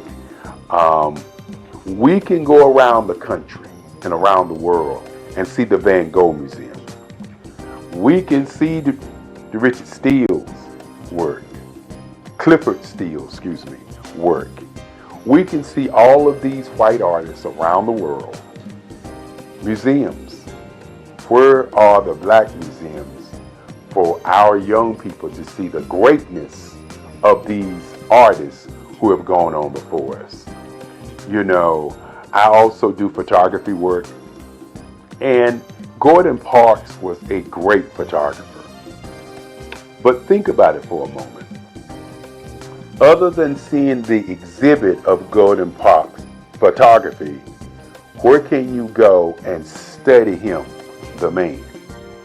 One of the reasons that I'm doing this video is because when you look at or talk about artists, many times we have people to narrate what was that artist thinking about, okay? And what was he feeling about what he was doing? And you don't get the conversation from the artists. The artists don't talk about the line work. The artists don't talk about the color. The artists don't talk about how he got to where he is. It's always somebody else talking about how he got there. Van Gogh, for instance, they talk about him cutting off his ear and sending it to somebody. They talk about the Starry Night piece.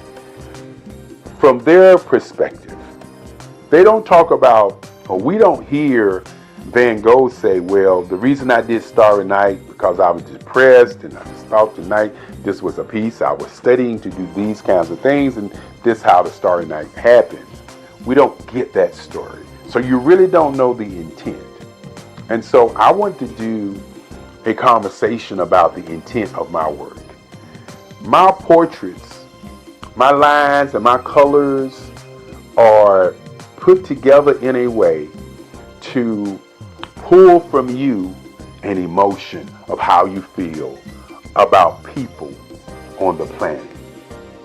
My pieces are human landscapes. I want you to look at my work and see the lines as the age of the people who I'm painting.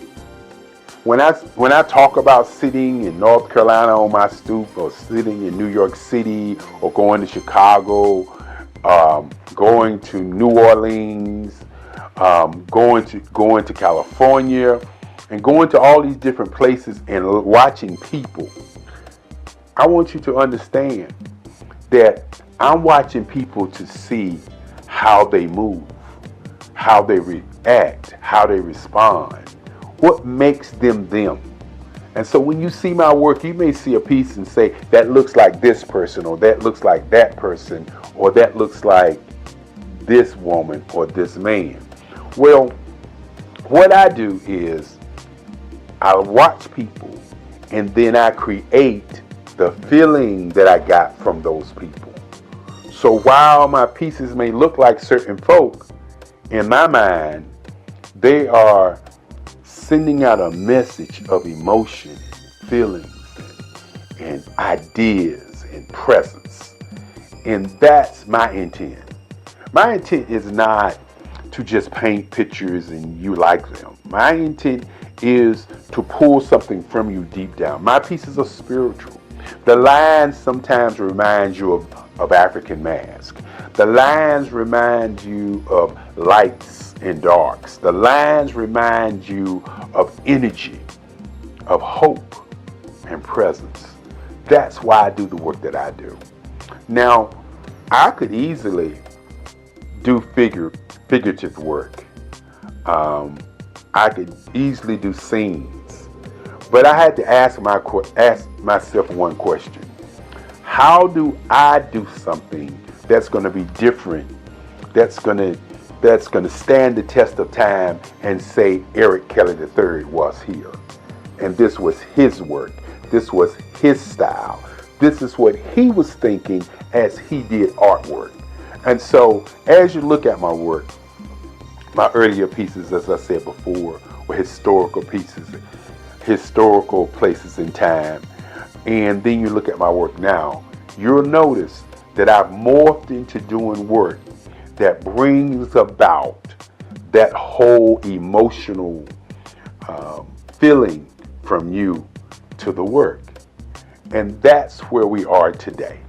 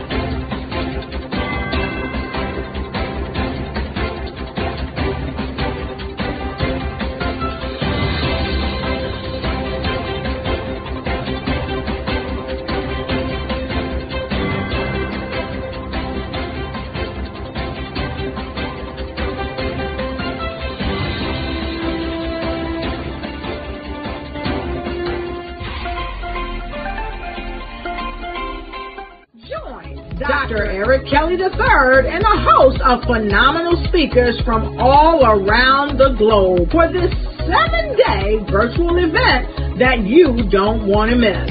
The mission of the Black Business Expo is to raise scholarship money from kids all the way from high school all the way from college. The Black Business Olympics is one of the largest Black business showcases in the world. It is an opportunity for businesses and companies to showcase their businesses globally. We are going to be giving away laptops up to $5,000 away to students.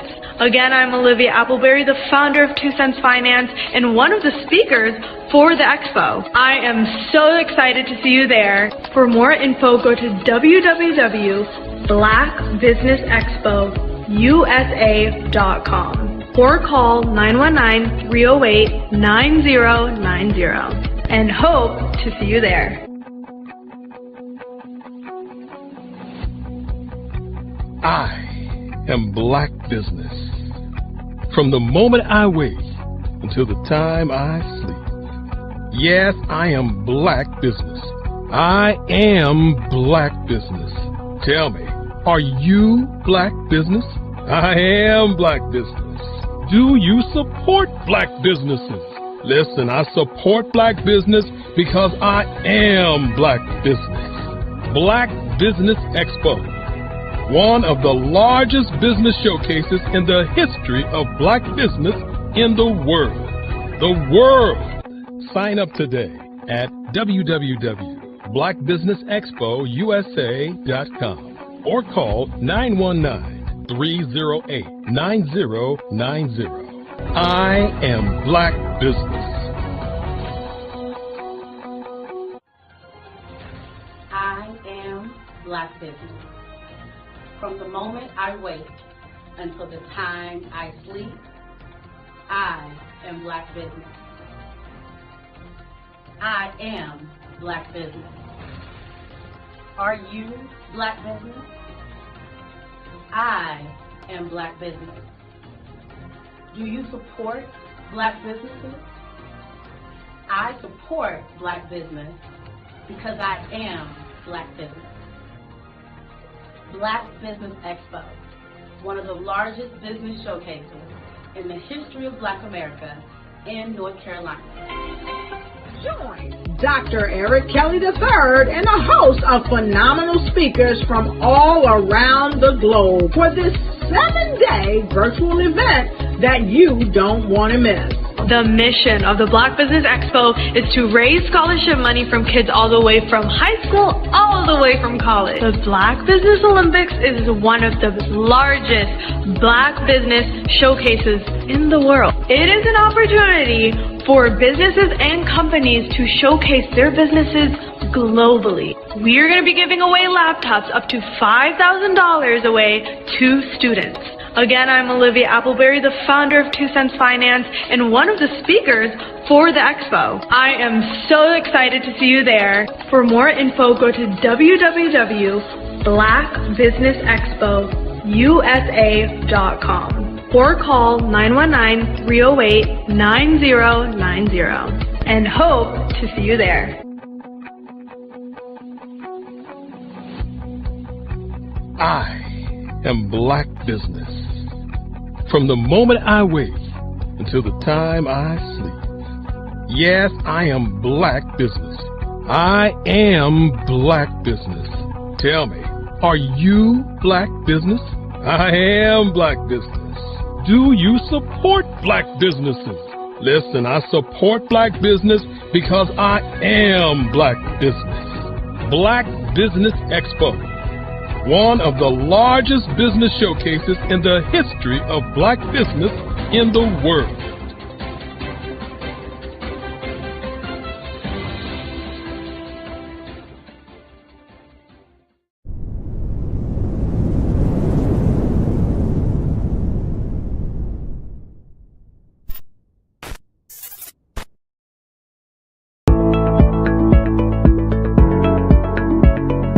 Prepare for what's coming and dominate in economic winter. Stand strong and thrive by showcasing your great products and services globally through the Black Business Network and Black Business Olympics. The Black Business Network has showcased over 2,000 companies with over $7 billion in sales each year. Over 10 million attendees have viewed the rebroadcast each month. Through the Black Business Olympics, unique styles of business training and mentoring are turning students into business owners and entrepreneurial warriors who will dominate in any economy. Gain the ultimate advantage of the Black Business Olympics, 7 days of unbelievable topics and speakers speaking around the globe. Donate your time and experience to provide expertise and scholarships to students worldwide and change the world. Now, more than ever, new insights, tools, strategies, and capabilities are needed. This is your chance for a major presentation to the world. Fill out the form and join the more than 2,000 speakers who have presented to over 200 countries. Join the Black Business Network streaming live into the Metaverse, STEM City, Black Multiverse Enterprises, Hulu, Amazon, YouTube, iHeartRadio, Apple, Facebook, LinkedIn, Pod TV, IBM TV, Spotify, and Google Podcasts. Sign up today. Spaces are limited, and we will see you there.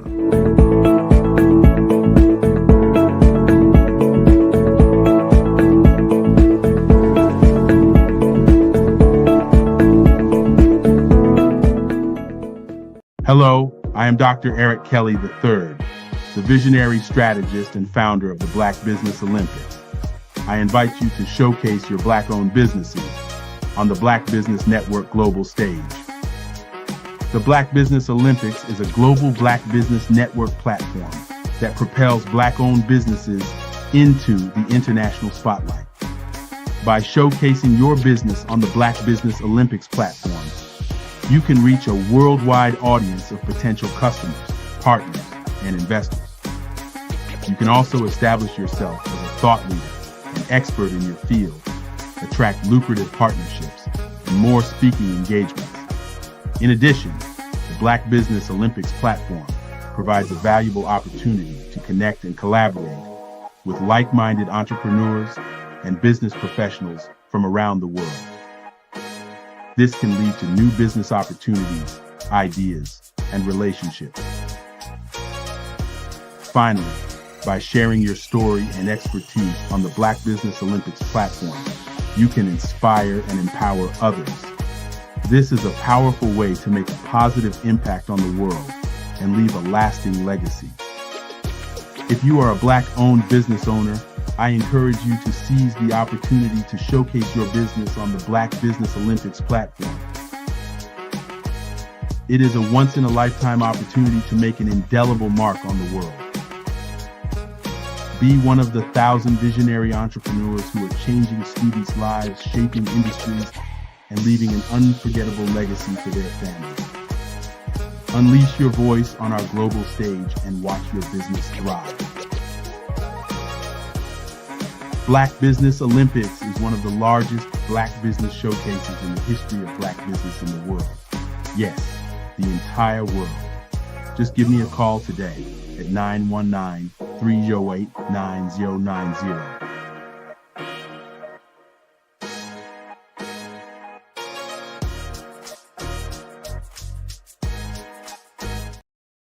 The Black Business Expo's mission is to raise funds for high school seniors going to college or K-12 entrepreneurs. This expo is a fundraiser for students. Please, you may go to www.blackbusinessexpousa.com to donate to the scholarship fund or use the Cash App at $BBXUSA. Our goal is to give laptops and up to $5,000 to 10 students. Students can register online at www.blackbusinessexpousa.com. Every dollar counts. Please donate to the Black Business Expo USA Scholarship Fund. Grant McGaw, CEO of 5-Star BDM, is turning heads in the healthcare and information technology sectors with his groundbreaking approach to personal branding and business development. By challenging conventional strategies, he's setting a new standard for how executives present themselves and their businesses to the world. McGaw's expertise isn't just about standing out. It's about strategic guidance, generating leads, and building networks that propel executives beyond their competition. His focus on authenticity allows leaders to leverage their unique stories, driving exponential growth and success in their industries. Beyond branding, McGaw is a fervent advocate for diversity, equity, and inclusion in the workplace. He's committed to helping organizations cultivate environments where innovation and collaboration thrive through inclusive cultures. And for those eager to dive deeper, McGaw hosts the Follow the Brand podcast. Here, he unpacks the intricacies of personal branding and business growth, offering valuable insights for professionals eager to redefine their identities and share their narratives with the world.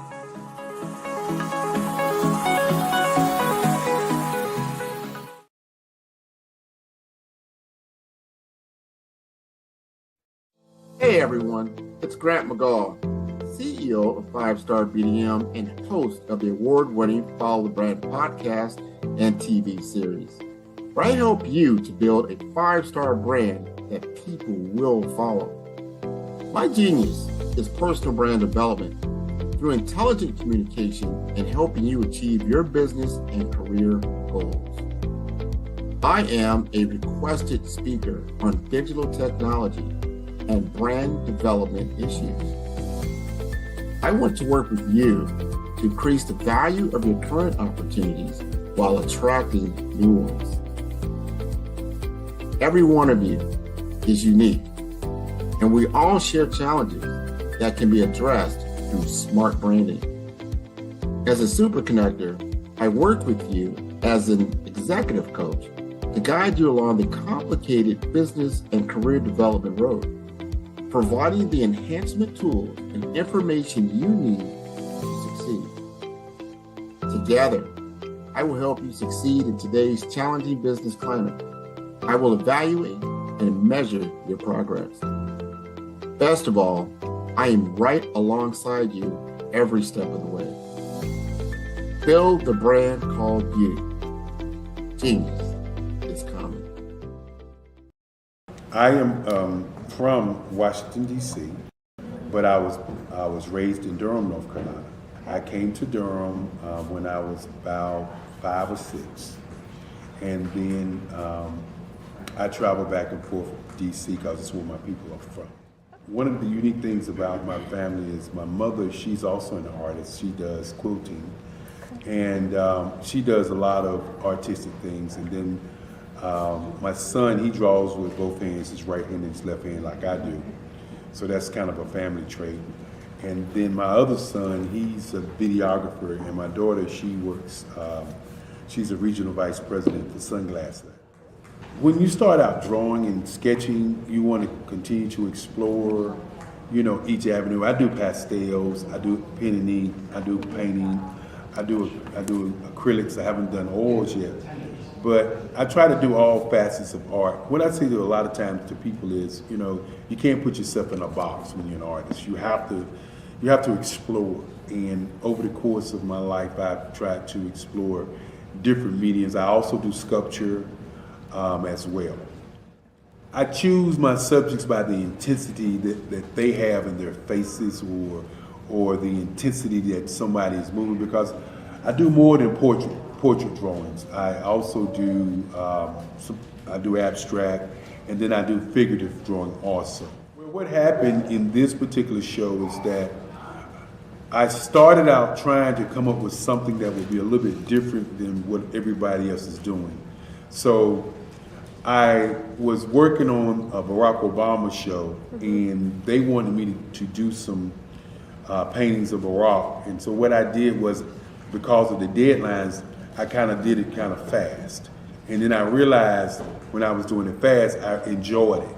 And so then I started doing other pieces the same way, and I started to enjoy those pieces also.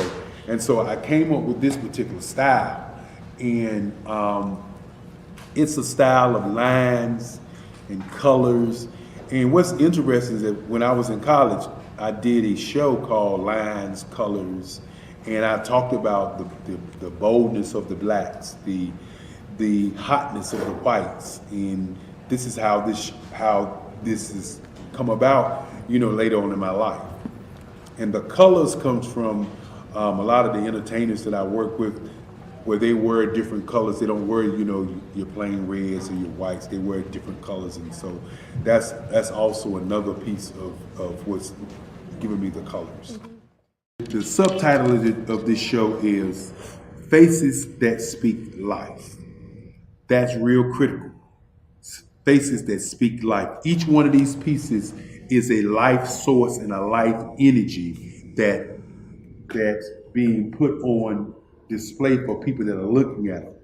I always say in terms of my art, it's not important that I draw them. It's important what you get out of what I draw. I don't try to just draw it because you like it. People wanted me to do prints. I didn't do prints.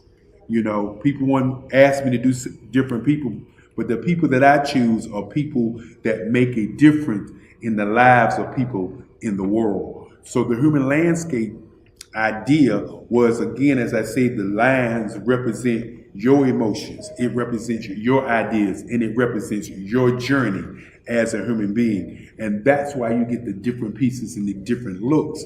And as you notice, I try not to do one look that looks alike another look. And that's what's the most important part of this show.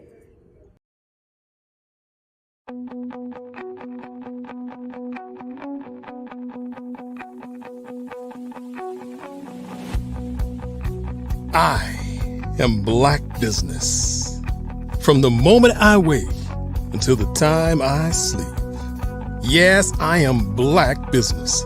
I am Black Business. Tell me, are you Black Business? I am Black Business. Do you support Black businesses? Listen, I support Black business because I am Black Business.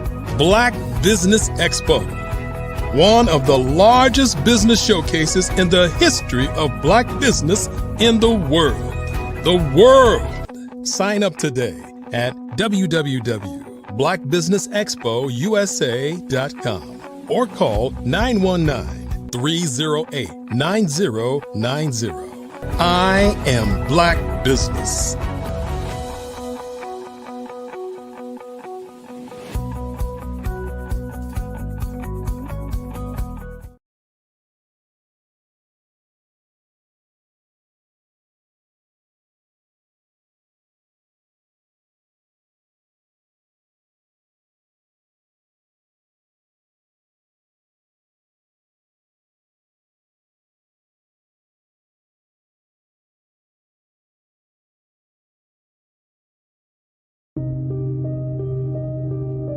The Black Business Expo is changing my life. This year, they are giving away laptops and even $5,000 in cash to students just like me. I'm Alexis, and I want to go to college to fulfill my dream of becoming an entrepreneur. Help the Black Business Expo going to www.blackbusinessexpousa.com and also becoming a vendor, a sponsor, or donating.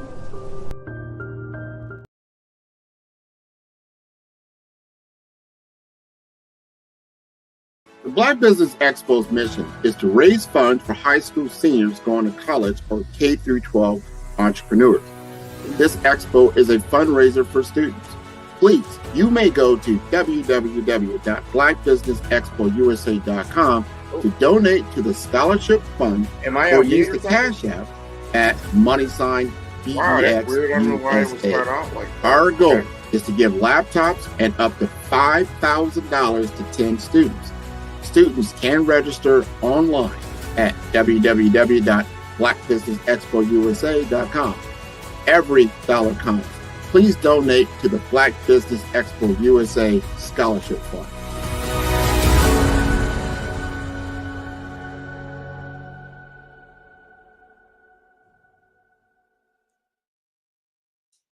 Hello, everyone. I want to make sure that you can hear me. My name is Grant McGaw, and I am the host of the Fellow Brand Podcast and TV series, and I'm your business moderator for this last session on the Black Business Network. The Black Business Network is a 24-hour business network showcasing Black businesses, business owners, entrepreneurs, and thought leaders worldwide.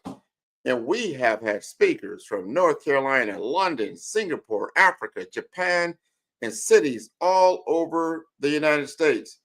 The Black Business Network is a global community sharing its business knowledge to empower, inspire, and educate businesses about business. I want to introduce Dr. Eric Kelly III. He is a visionary entrepreneur, global thought leader, and founder of the Black Business Expo USA and the Black Business Olympics, one of the largest virtual showcases of Black-owned businesses in the world. With a career spanning over 4 decades, Dr. Kelly has dedicated his life to empowering Black entrepreneurs, fostering economic inclusion, and creating platforms that amplify minority voices on a global scale. Through the Black Business Olympics, Dr. Kelly has built a 24/7 virtual business network that reaches audiences in over 200 countries, featuring hundreds of speakers and thousands of businesses.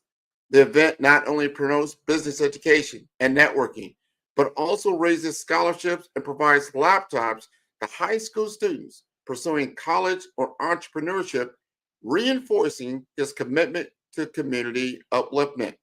A published author, Dr. Kelly's book, Who, What, When, Where, Why, and How, Transform Your Life Through the Change, offers a blueprint for personal and professional growth, emphasizing the power of mindset and strategic thinking.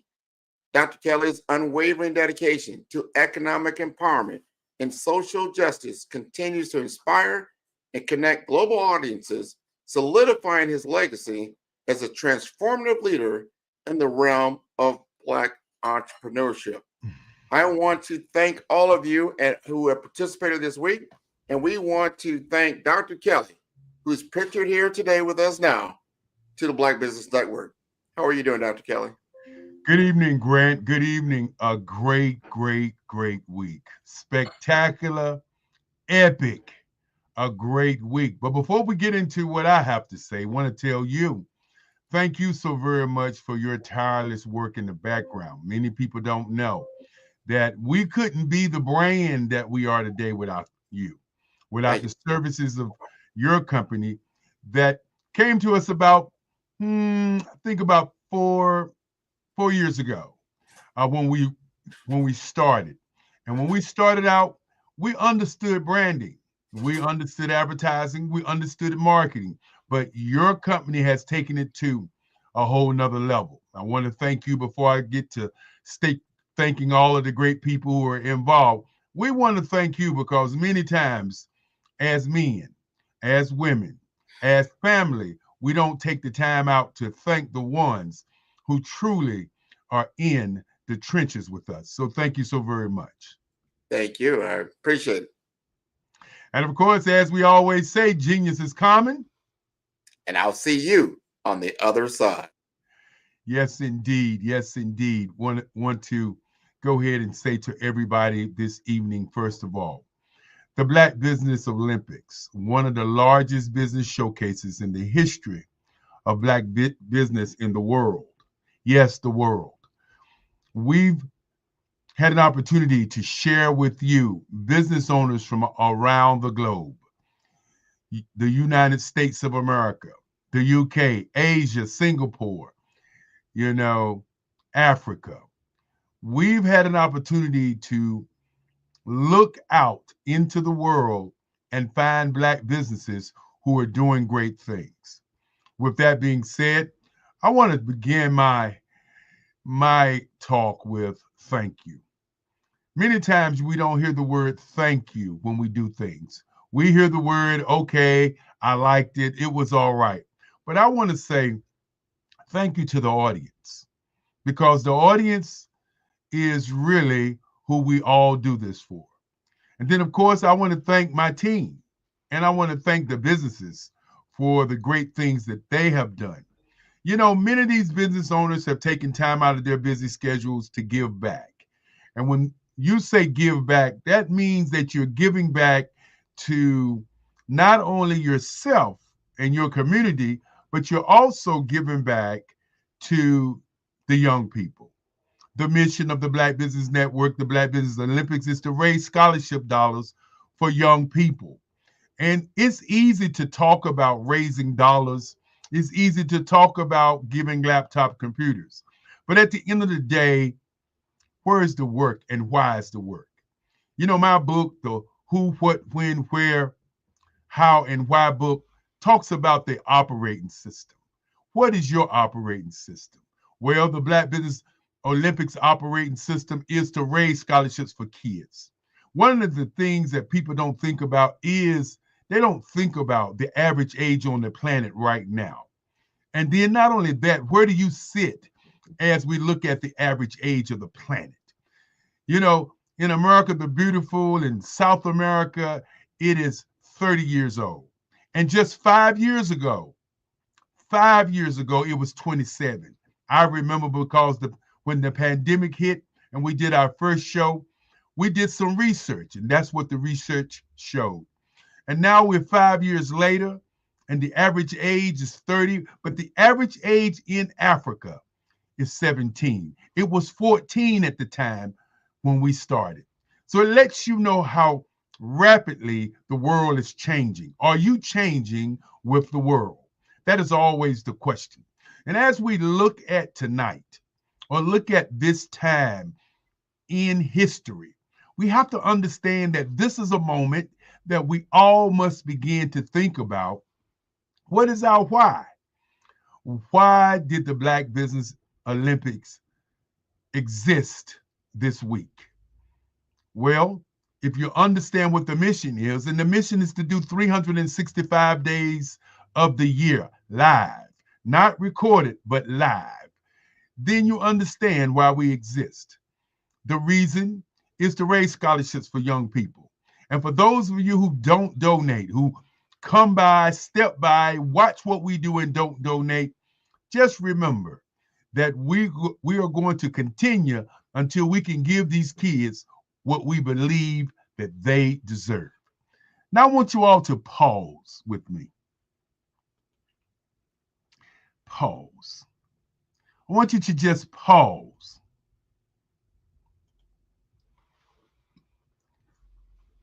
Just for a moment, and I want you to think about the opportunity that you had today by waking up. Many times I get that question, Dr. Kelly, what motivates you? Why are you on this mission? What keeps you driving the train? What keeps you pressing the envelope of progress? And I say each and every time, well, I woke up. I got a chance to breathe some air. I got a chance to think about how I can serve humanity, how I can embrace change, how I can push somebody to the brink of what I call success. But before I begin to talk about those things that I believe that we all need to know, I like to start out by thanking the speakers, thanking the team, thanking the people who make this happen. Because this doesn't happen just because I say it. Because one of my friends, very good lawyer, used to say, saying it don't make it so. That was a quote by a young man by the name of Larry D. Hall. Saying it don't make it so. And so when I listen to quotes, I think about my quote. And my quote is, what you're looking for is looking for you. So ask yourself, what are you looking for? Now, thank you. Why is thank you so important?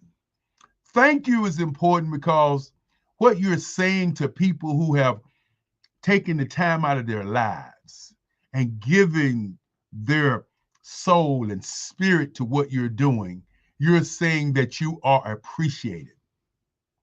And when I think about appreciation, I have to always start with my great-grandfather, Henry Papa Stansel, who at an early age wanted me to become a lawyer, and I wanted to become an artist.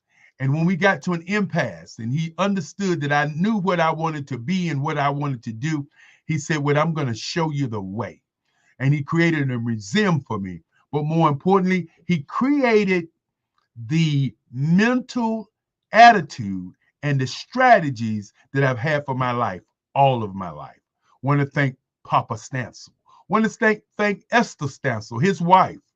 You know, when you see a team that's working together, you understand what teamwork is all about. And of course, there are many more people on the team that I like to thank, but I also like to thank Lovella Stansel Kelly, my grandmother, who started the Black Business Expo in 1990. Walked into my office and said, in the rooms that she went into, she often heard that there were not great Black businesses, or the word in those days was competent Black businesses. And she wanted to change that. And that's what we did. We did the Black Business Expo on her time, on her dime. And it was the greatest thing to ever happen in North Carolina. As we started in 1990 and gave scholarships to kids and helped businesses to grow. Want to thank my mother, Frances Cagle, who continues to this day to help me to see the vision of where we are. I want to thank Esther Sherrill, who fixes food during the week of the expo and give to the board of directors and to all of the family and make sure that everybody eats well. Want to thank Lisa Williams, Crystal Williams, who also is one of the brain thrust of this opportunity that people are afforded to. Want to thank Alfreda Williams, my other sister, who's a proud sponsor of this event. She makes sure that she sponsors this event because she believes in the mission. Want to thank Al Cagle, a young man who makes sure that we look at the future and stop looking at the today. I talk about today is the happiest day because it is the day. Want to also thank Angel Green, our president, as she continues to lead us. Want to thank Gerald Stone, the chairman of the board, as he continues to lead us. Want to thank Kerry Jackson, who in the background makes sure that all of the speakers get scripts. She does an impeccable job. Want to thank Jamila Burrell, young lady who also works with all of the moderators. She puts them together, makes them happen, and her and another young lady, Rivana Amos, a tag team duo who makes sure that all of our moderators are not only on point, but make sure that they have the things they need to be great. Want to thank Darius Stanton. Yes, I call him the organizer. He stays in the background. He communicates. He makes sure that everybody's on the same plane. He called it the win-win-win. And we always win with the win-win-win. Want to thank Arnetta Rogers, who supplied us with over 30 alternates this time and supplied us with probably another 30 speakers. As we look at the 145 speakers that we do during the week, want to thank her for her tireless work. You know, without her, it's always a challenge. And then want to thank the lady by the name of Nikki Carey of Nikki Carey Media. Look it up today. Nikki Carey Media, public relations. A lady who makes sure that the type of speakers we have are the best of the best. Yes, indeed. Want to thank Nikki Carey of Nikki Carey Media. Want to thank Dr. Madeline Ann Lewis.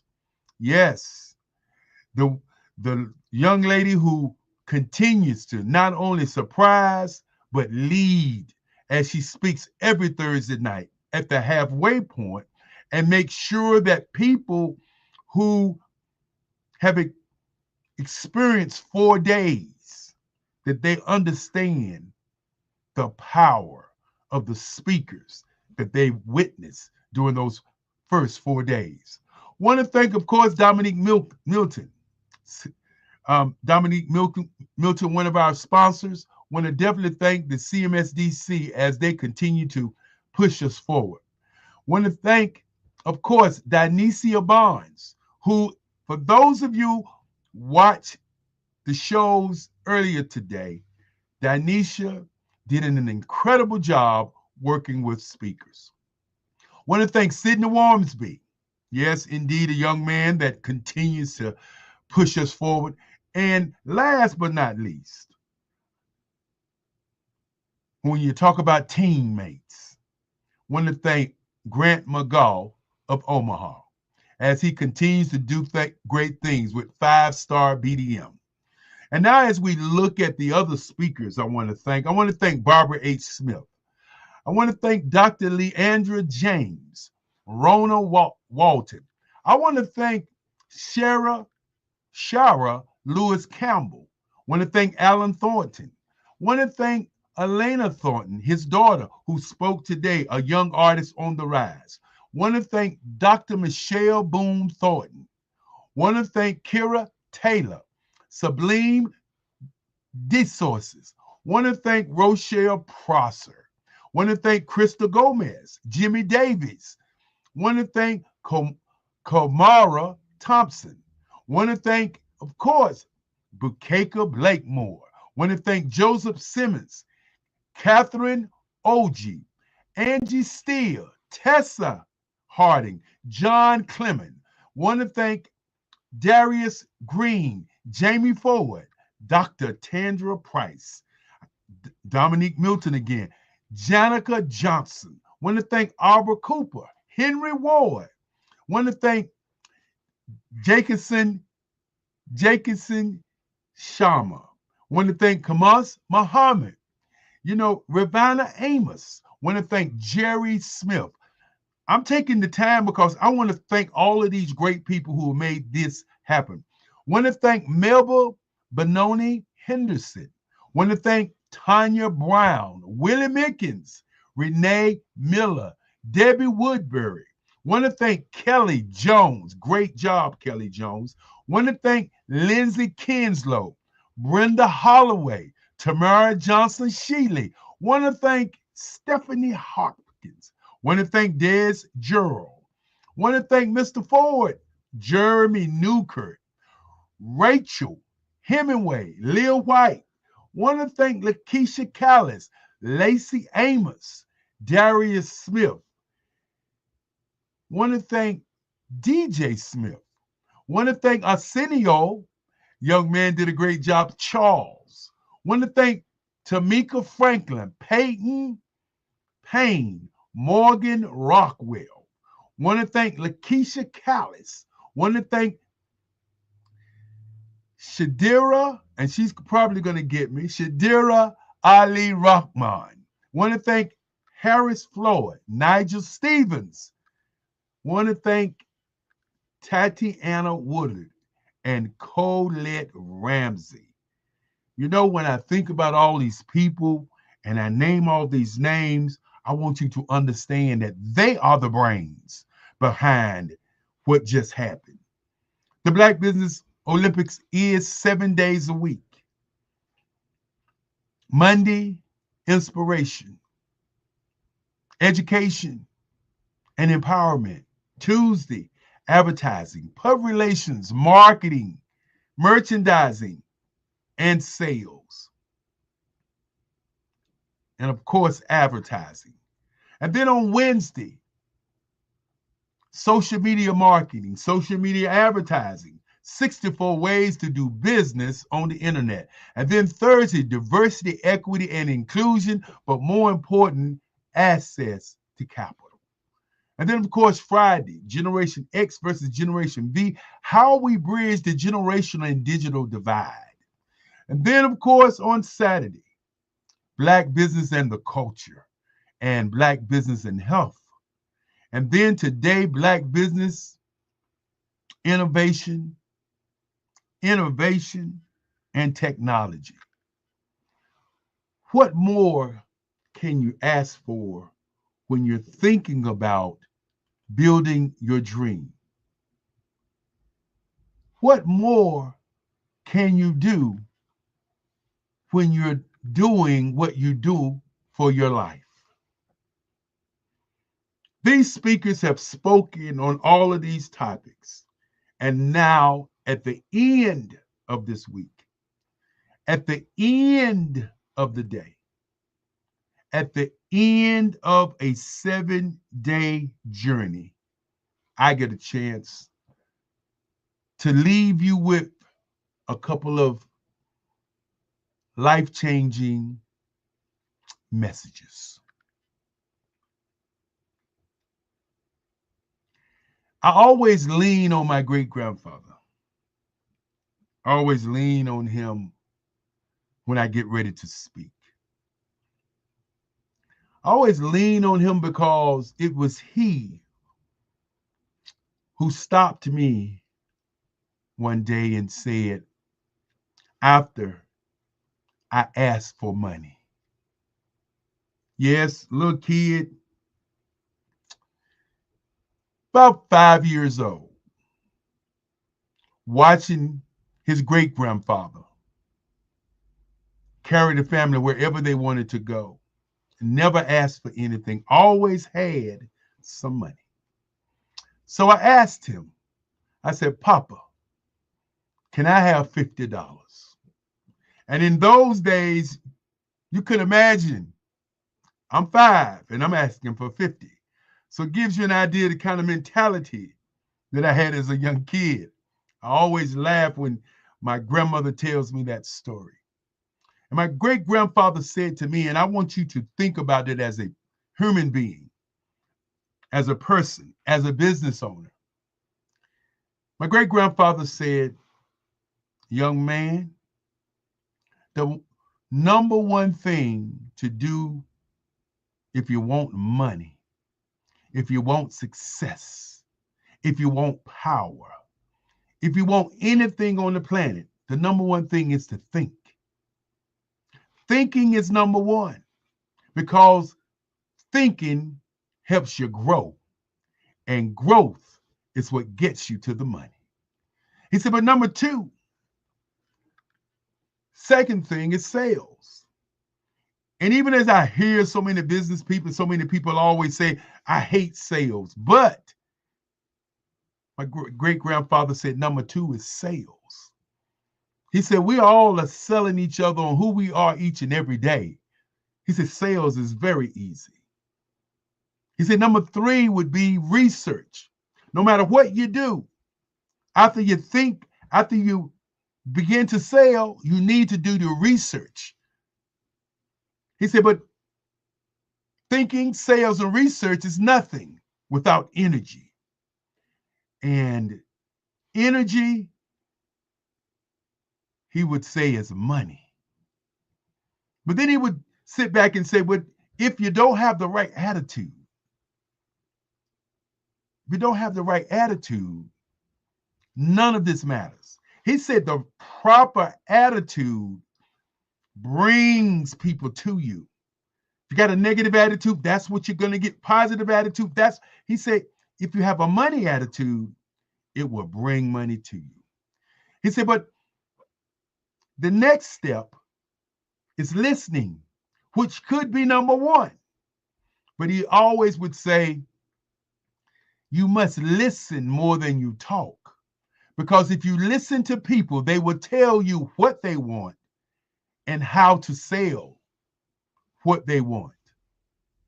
And then he said, many times people do all of these things, but they're not consistent.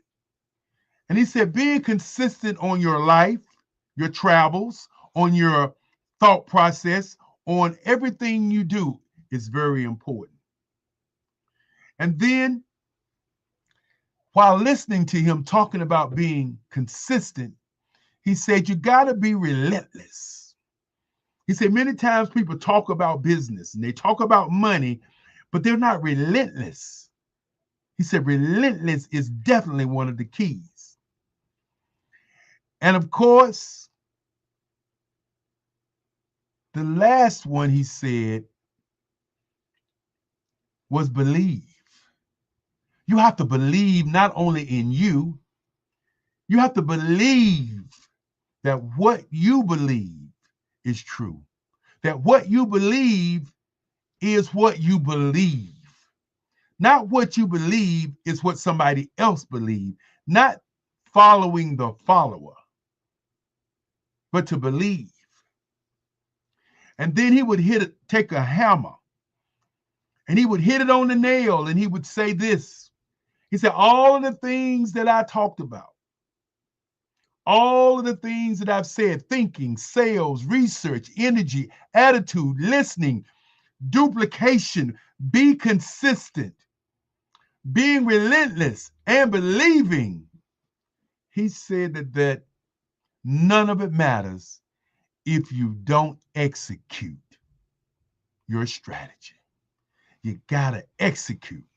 And so with these things, I carry these with me each and every day. And as I wrote my book, the Who, What, When, Where, and How book,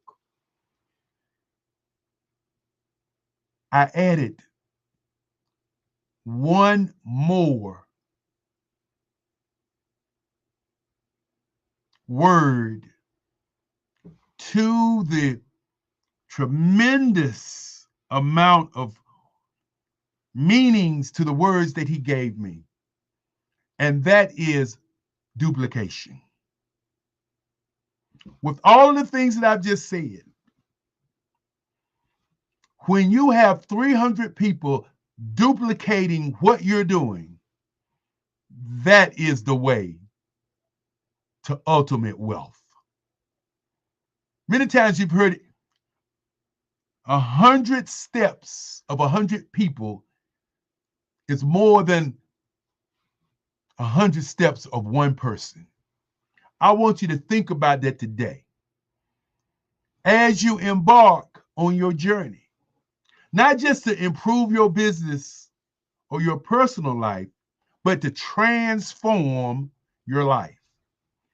And to transform your life, you must have an operating system. Let me give you the definition of an operating system. An operating system is a structured method by which you run your life or your business. A structured method on how you run your life or your business. If you're running your business on emotions, that's no structure. If you're running your business on how you feel, that's no structure. If you're running your business not on research of your industry to understand what your industry is, there's no structure. The purpose of my talk is to help you align your mindset, your vision, and your strategy into a high performance system. And when I say a high performance system, many times people say, what do you mean? Well, what I mean is we have to look at what our foundation is for how we live. An operating system is two parts. It's your personal system, and then it's your business system. When you look at your personal system, you have gone through trials and tribulations, or trials in business, or trials in your life. And your journey, while you may think it's insignificant to some people, to somebody, it is a way to their future. What I mean by that is, let's say that you started out homeless and you decided one day that you was going to get a job, and you got a job and you learned that job and you turned that job into a major company or corporation. and you ended in a situation where you were just successful. That journey and the things that happen in that journey is a lesson that somebody can take and change their lives. So I want you to think about that as I talk about the power of thinking, the power of mindset. Do you have a growth mindset? Well, when I say growth mindset, that could mean a lot of things. Well, let me give you the definition of a growth mindset. That is the belief that that abilities can be developed through dedication and hard work. Hear what I said, the belief that you can take your ability, you can take you and develop you through dedication and hard work. Success always brings success. You have to shift from negative thinking and focus on solution thinking. If you change your thoughts, you can change the mind. If you change your thoughts, you can change your world. So if you change your world, you have to begin to think about what is your vision for your life. Visionary leadership is the ability to see beyond the immediate and focus on the possibilities to lead others toward it. Hear what I said. I didn't say that visionary leadership was for you to see the vision and lead. It is for you to lead others toward it. Now, while I'm carrying you through this process, I want you to think about the word networking. I submit to you, networking is the most powerful word on the planet. The definition of networking is basically to building a genuine relationship that creates mutual value, which means that everybody that you meet during your journey of your network, once you do the research to figure out who should you be networking with, will help you get to your goal. I want you to think about that. Who's in your network? Who's helping you to create wealth? Who do you collaborate with? Many times I hear that word collaboration and I'm always thinking, what does collaboration really mean? It means working together to create something greater than the sum of an individual's efforts. Who are you collaborating with in your network? Think about that for a moment. In my book, it talks about using your imagination for wealth, using your creativity for wealth, using your imagination for wealth. But before you can do any of these things, you have to adapt to your conditions. You have to change.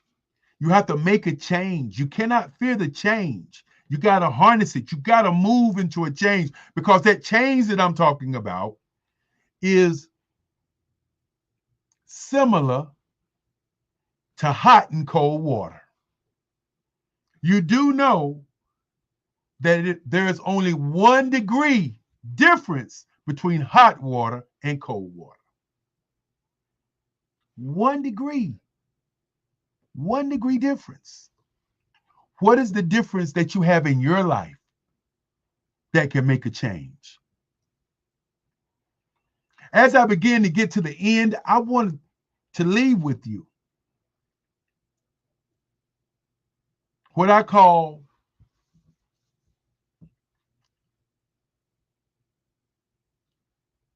your master print.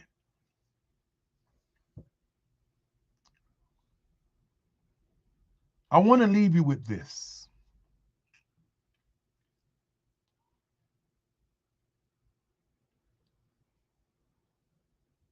your master print to your life. I would say that there's a green print, there's a blueprint, there's a green print, and a black print. And these prints of your life, in other words, just like your footprints, are the things that will change your life. I talk about your mind state, which is your state of mind right now, which means what your current emotional and psychological condition is right now.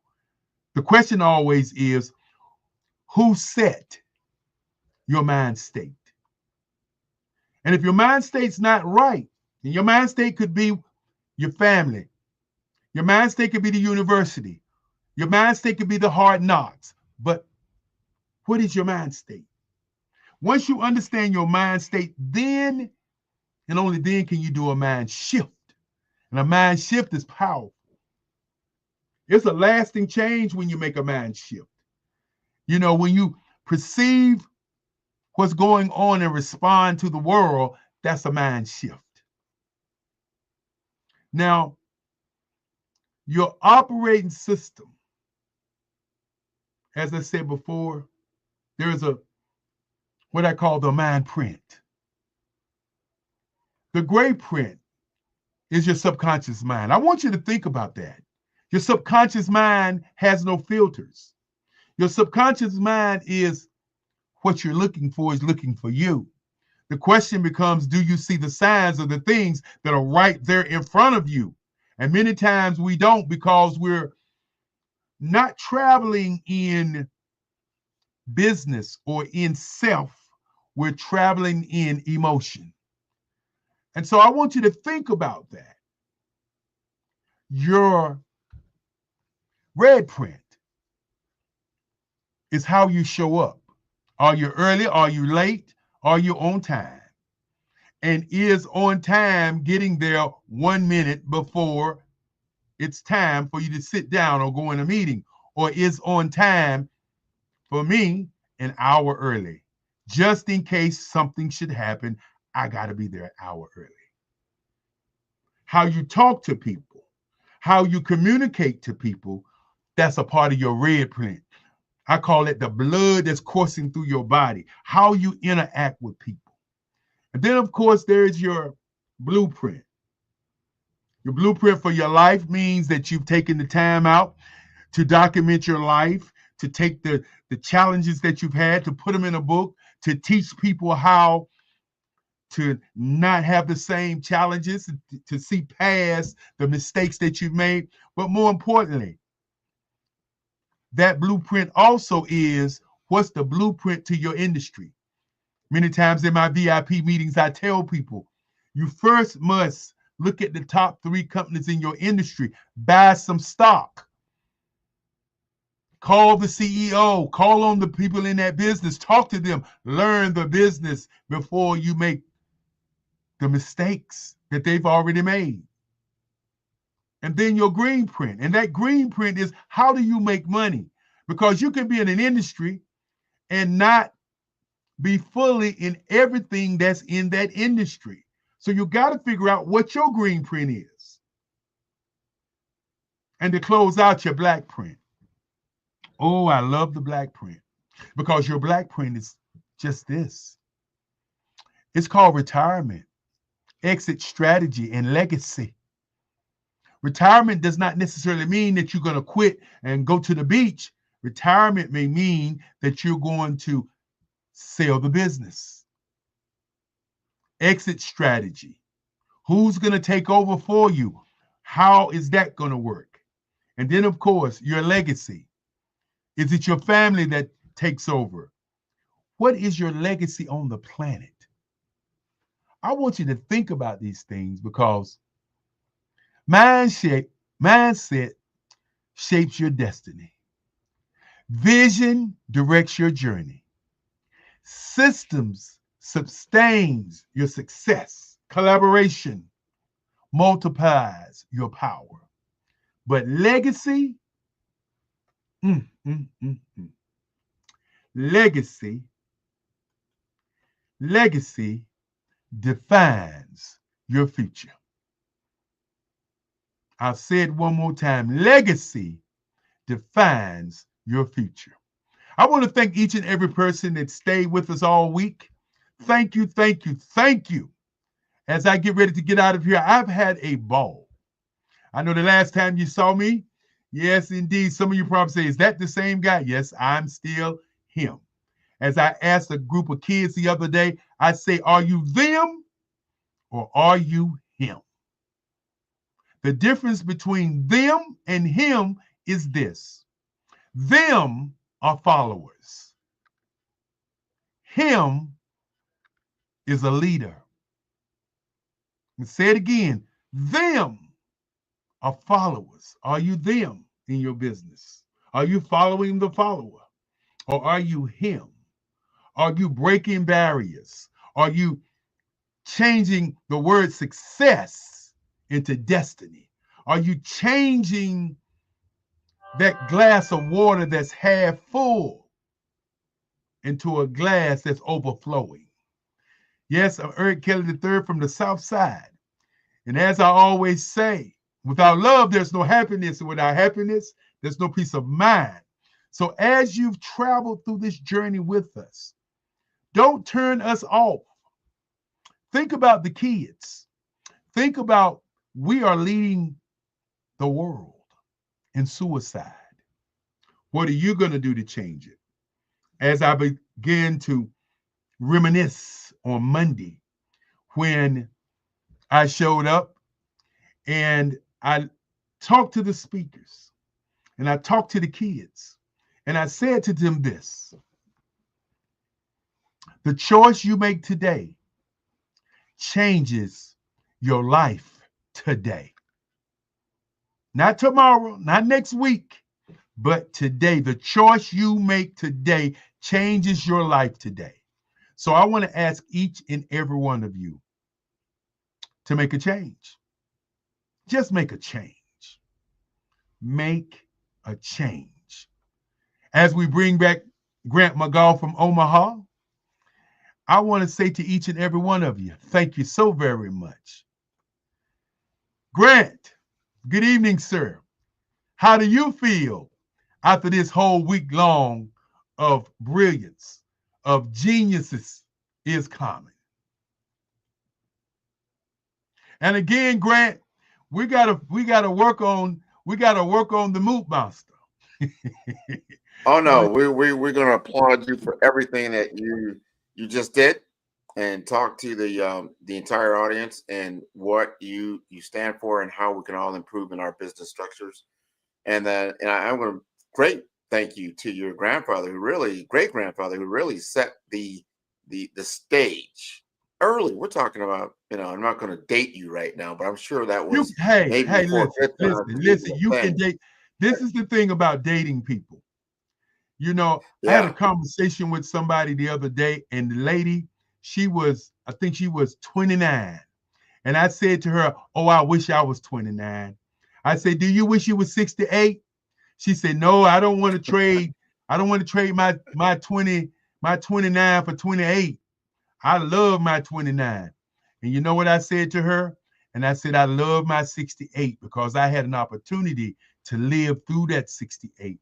I was 5 years old when my great-grandfather started walking me to nursery school and training my brain to think the way that it thinks, training me to serve people, to open up my heart and not look at another person, not look down on another person, but to look at people as the greatness that they are and to celebrate them. And that's what I do every day. Yes.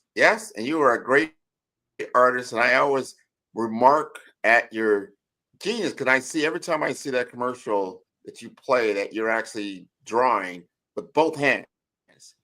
I know it's natural for you, but I'm like, that is wow that you can actually see, so that tells me that you see more from a dimensional. Most people don't see more than 180 degrees. Seems to me that you have a good vision and dexterity beyond the normal framework. Well, I want to say something about that. You know, even though it's something that I do, my grandmother made me write right-handed because she said left-handed looked strange. And if you knew my family is everybody's got these strong personalities. Yeah. And so if you're being raised by your grandmother and she says do something, you don't ask no question, you just do it. And Yeah. so I changed to write right-handed. And so when I got to college, I was playing basketball, and me and a guy was going for a ball, and I slipped and fell, and I fractured my right hand during exam week. This is exam week. And so I go to my grandmother's house after I went to the hospital and got a cast. I actually had a cast. My family, we don't go home when we get hurt. We go get it fixed, and then we come home. Anyway, I get there, and I'm talking to my grandmother, and I'm complaining to her, and she looks me square in the face, and she said, "What are you talking about? You have two hands. That's right. You were born left-handed. I made you right-handed. If you go upstairs and practice, I am sure," listen to how she said it. I remember like it was yesterday. "I am sure you can write with your left hand." And sure enough, the next day that I went to class, the kids was like, "Oh, we knew you was gonna do something, show up here with a cast on your hand so you wouldn't have to take the test." And I looked them right in the face. I said, oh no. I can write with both hands, and took my exams with my left hand. And once that happened, then my brain said, wait a minute, if you can write with both hands, you can paint with both hands. So that's how I got into, because it was not planned. Yeah. We have two sides of our brains. Yeah. And most of the time I was operating on a left side of left brain with a right hand. Right. And then, as you've said, now I'm able to see things differently, because many times when people see me suit and tied, they don't think of artists. And then when they see me drawing and painting, they don't see me in a suit. And so I say to people all the time, we have to utilize all of our talents. And many times we don't even explore if we have additional talents because of the word fear. And my great grandmama used to say, fear is just something that we make up to keep us from doing anything. Mm-hmm. So that's just a short story. I know the audience didn't ask for that, but no. That's what and Dr. Keller, you don't know this, but I'm literally sitting here at my dining room table, and my mother, my mother's listening to you, and she's just like, oh my God, he is so right.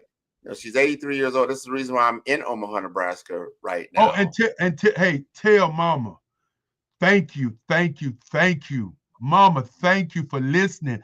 Thank you for being a part of this show. Thank you for Grant McGaw from Omaha. You know, and we still need to give you some of your flowers. You were voted the most influential man. Yeah. In Florida. That's true. That's a Grant. I'm not gonna say I need to take a little credit.